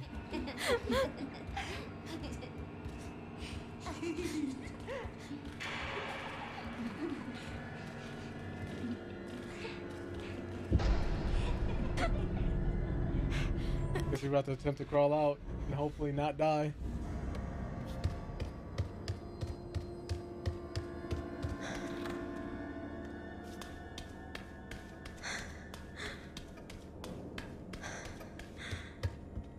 Dang. He ain't gonna be in Rush Hour 3. He's not moving. Jesus. Look at his bones. You see how they kind of just build up the tension and suspense though? A lot of horror games don't do that nowadays.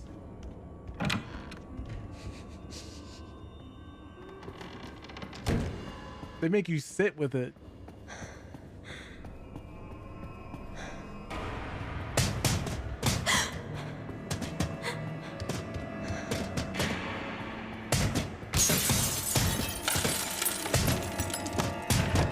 Please open.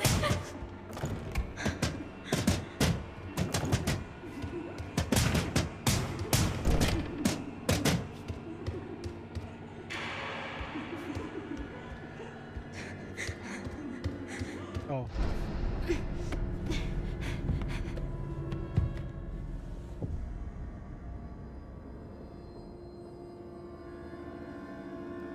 I guess we're just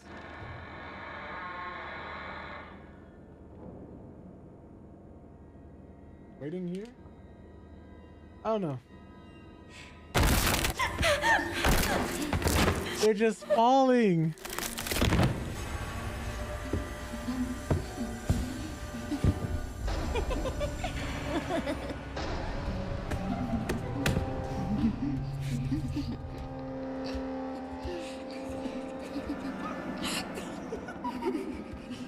Not only they're terrifying, they're resilient too.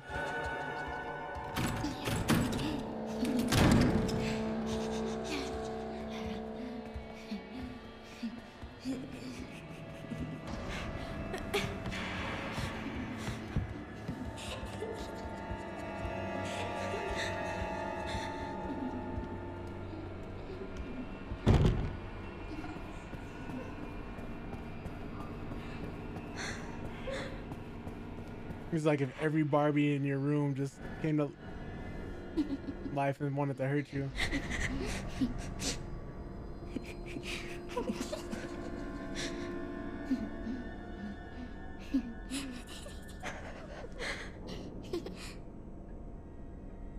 I don't know what I'm supposed to do here.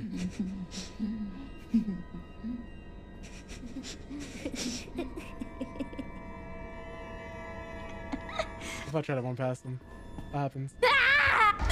Okay, yeah, I didn't think so.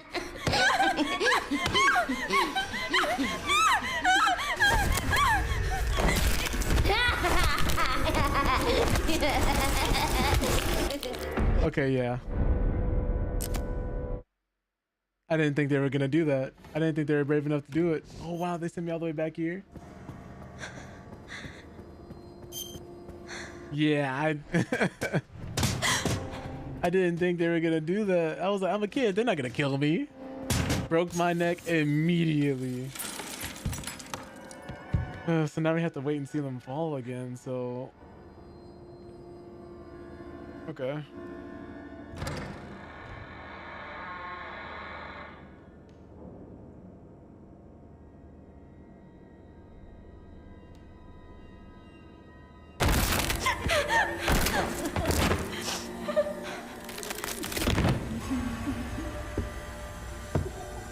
Oh, yeah.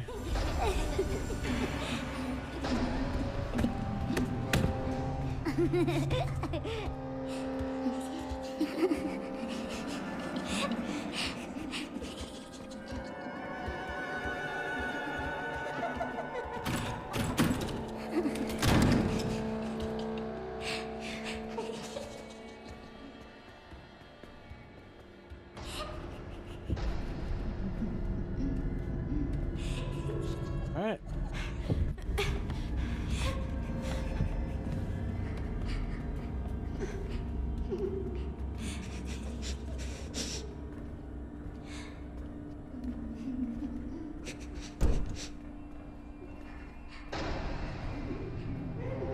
So the last time we crossed this corner,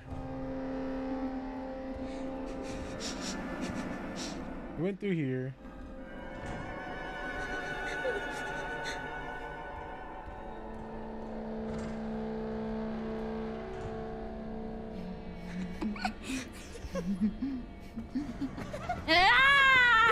Oh. Gotta go.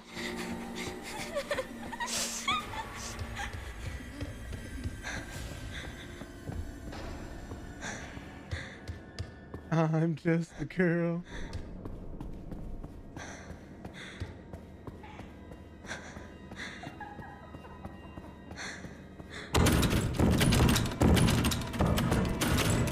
Guess we're not going that way. What?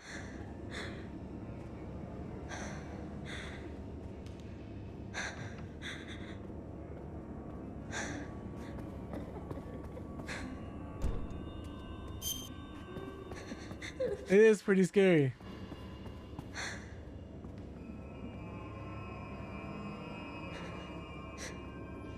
Always be telling people, tone and atmosphere, everything in a horror game, man.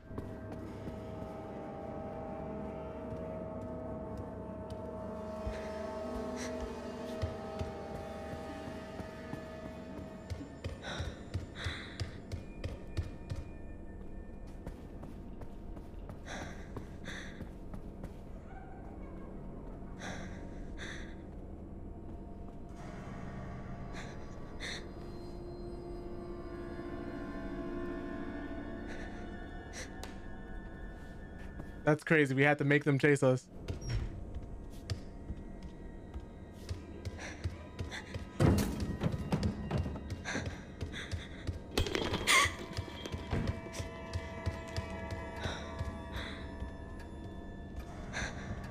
Of course it's locked. Everything's always locked. Nobody has the key for anything.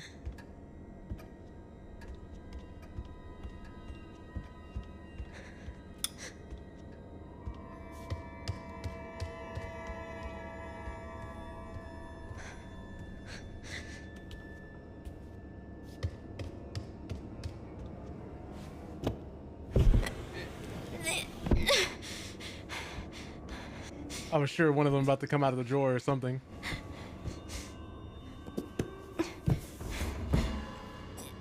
They really do a good job of making you feel like a kid.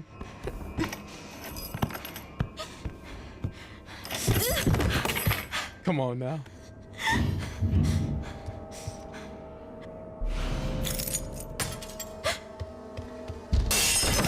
What? What do I do? What do I do? What?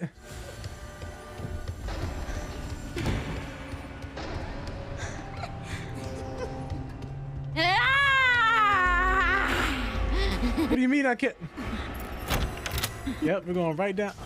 We're going right. We're going right down.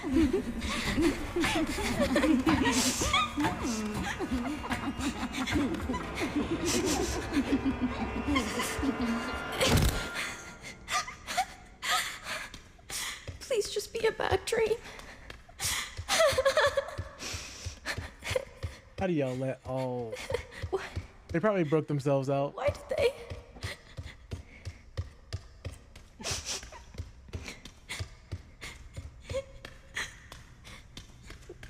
I'm just perma sprinting now.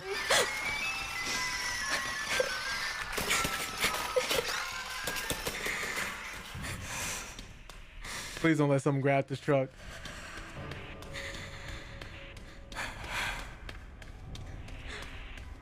You hear the little pitter patters of her feet?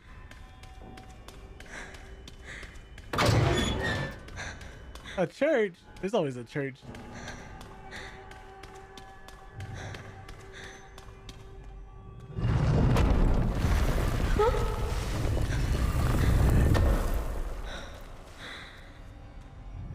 All right, something just opened.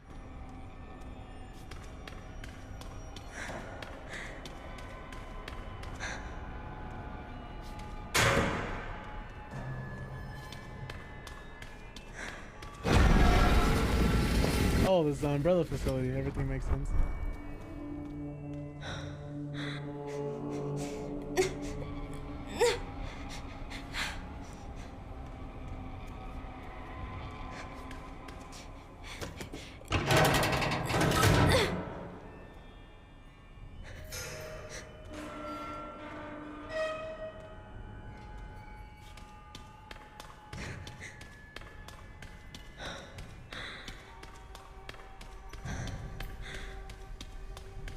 Please don't have any bodies pop out this coffin.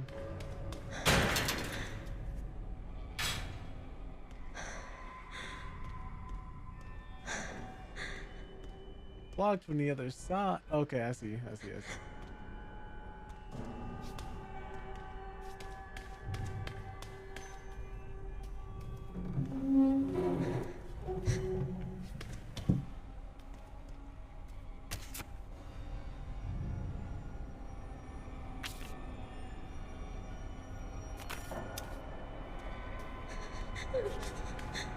Oh, these are coffins of all the dead girls that are supposed to be dead but aren't dead.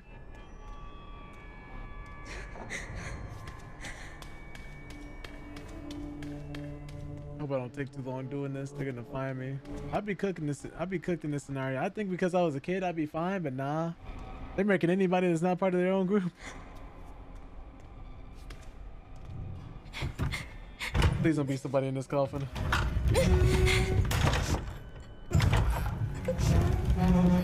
That would be horrifying.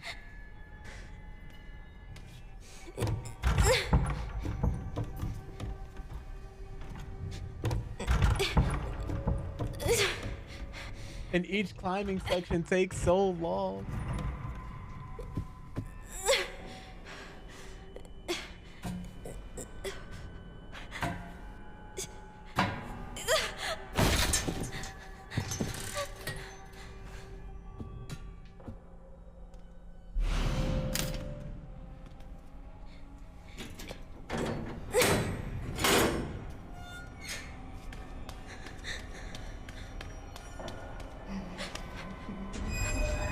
Oh no.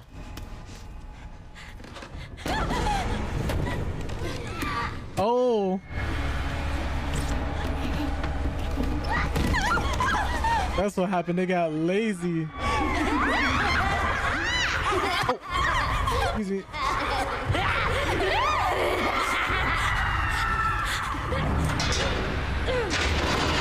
This is a horror movie. This could be a horror movie in itself. There is no urgency.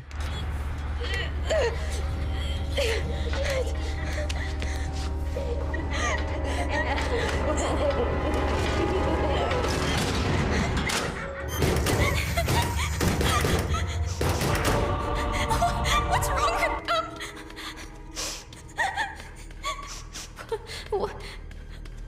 What is this place? You would think they would have added adamant security, like not adamant security, adequate security. Good lord.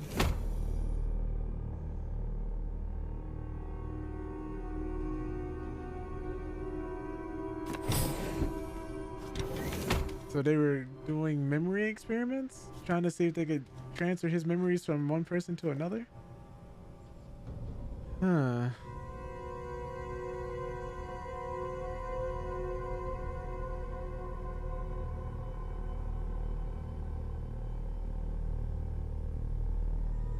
So was this the Wesker Children Project?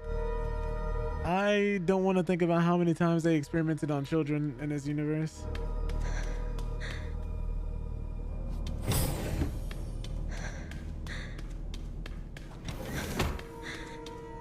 They were growing them, okay. About the least strangest things Umbrella has done. Okay.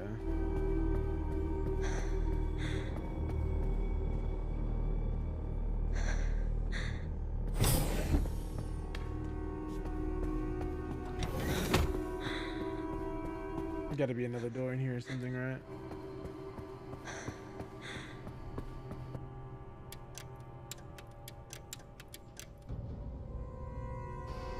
Okay, yeah, I figured they want me to see. Wanted me to see something. That's crazy. She saw how she was born. She's a test tube baby. Chloe? Is that how I... Wow. I've got her! Get over here, now!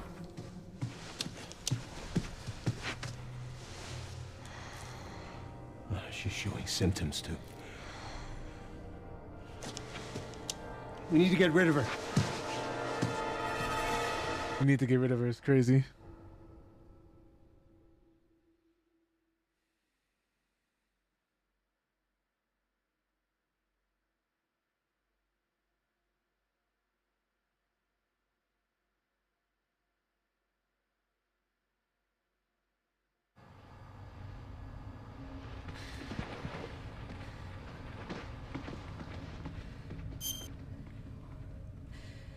I think to stop her from transforming into what those other girls transformed into. But now we have the original. We have you. You can unlock Elpis at Ark. That's where we'll go.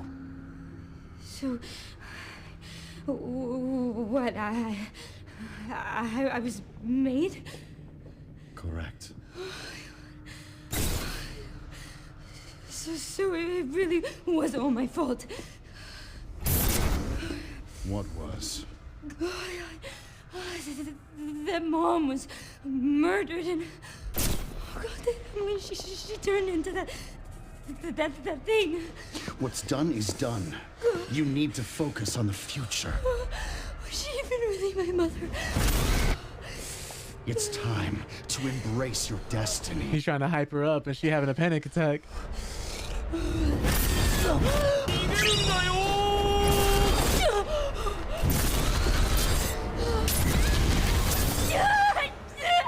Grace! Mom. She called him Mom. Wesker? What the? Mr. Kennedy, I had a feeling you'd make an appearance. Sorry, but I don't have time to spare. I knew we were gonna see some type of BOW. Oh my god, it's Mr. X? Have fun. Oh no. Jesus, please tell me it'll play out in the rest of a cutscene. I remember that too. He doesn't have his hat on this time, so he's just angry. Oh, thank God. That's not gonna stop him for long. I remember this being an Easter egg in the original game where if you shot his hat off, it made him more aggressive and angry. It did nothing to help you. Sherry, wasn't there an orphanage around here? Yes, there was. Why? I'm gonna do some digging. I just sent you the coordinates. Yeah, I knew it every time. I don't have time to deal with this.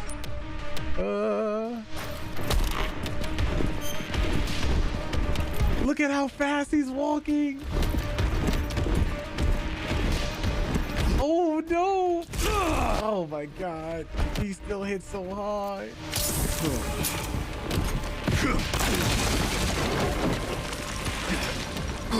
They did that purposely so I couldn't take the easy way.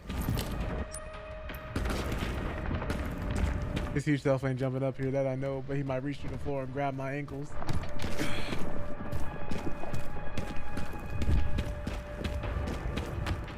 I just know he will.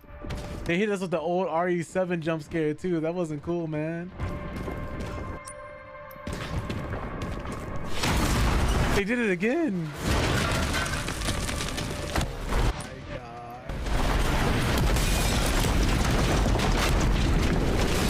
Oh my God. Goddamn break.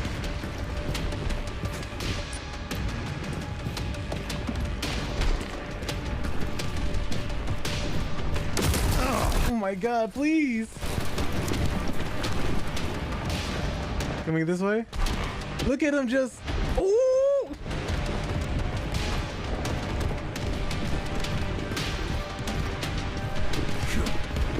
It's just a circle. He's on my bumper. Okay. Okay. Now we can go back downstairs. Right, Leon? Wrong. Oh. I have to look at this map, please.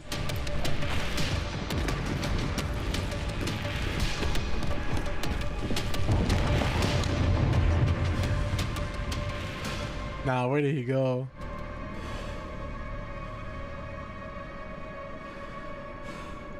Everything all right, Leon? Yeah. I'm good.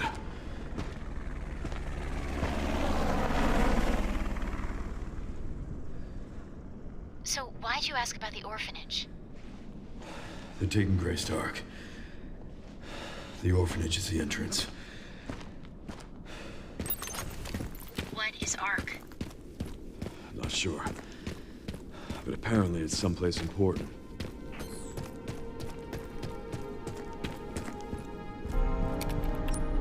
Horrifying.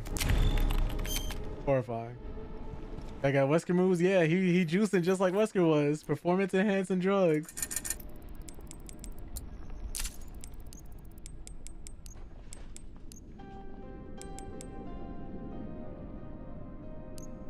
How much can I sell the classic for? 5,000?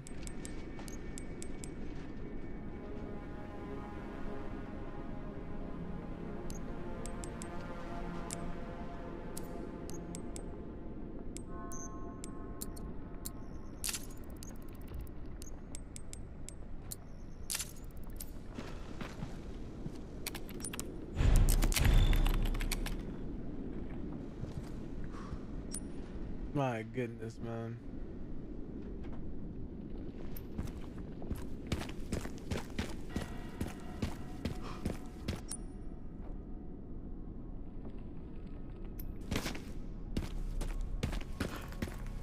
I can't go through the front door. All right. Yeah, I think this will be where I end for now. Just because I'm out of time. Horrifying, but very fun. Appreciate y'all coming through for hanging out, spending this time with me though. Arika, appreciate kicking it with you. I know Wolf was here earlier.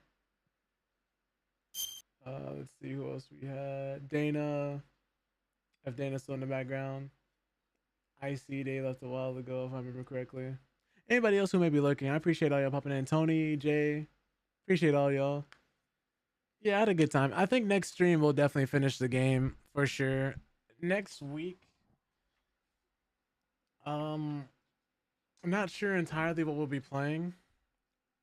I want to play Crimson Desert, but I'm not sure if I'll stream it yet.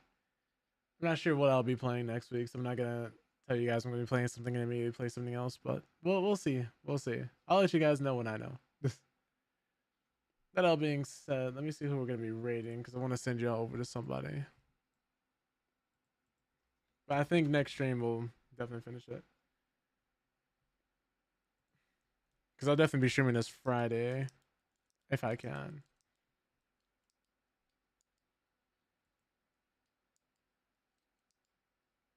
Who am I going to send y'all over to? I guess I'll send you guys John's way. Normally, he streams at a time I don't. But now, since I'm on a different schedule, I can actually raid him now. So, here's the first raid for everybody sub to the channel. And the second raid for everybody that isn't. But I hope you guys are taking care of yourselves, man. Checking on your friends. Make sure your friends are checking in on you. Stretch, exercise, drink water, go for walks. Make sure you're taking care of your mental up here because what's going on up here affects everything going on down there because your mental health can affect your physical health.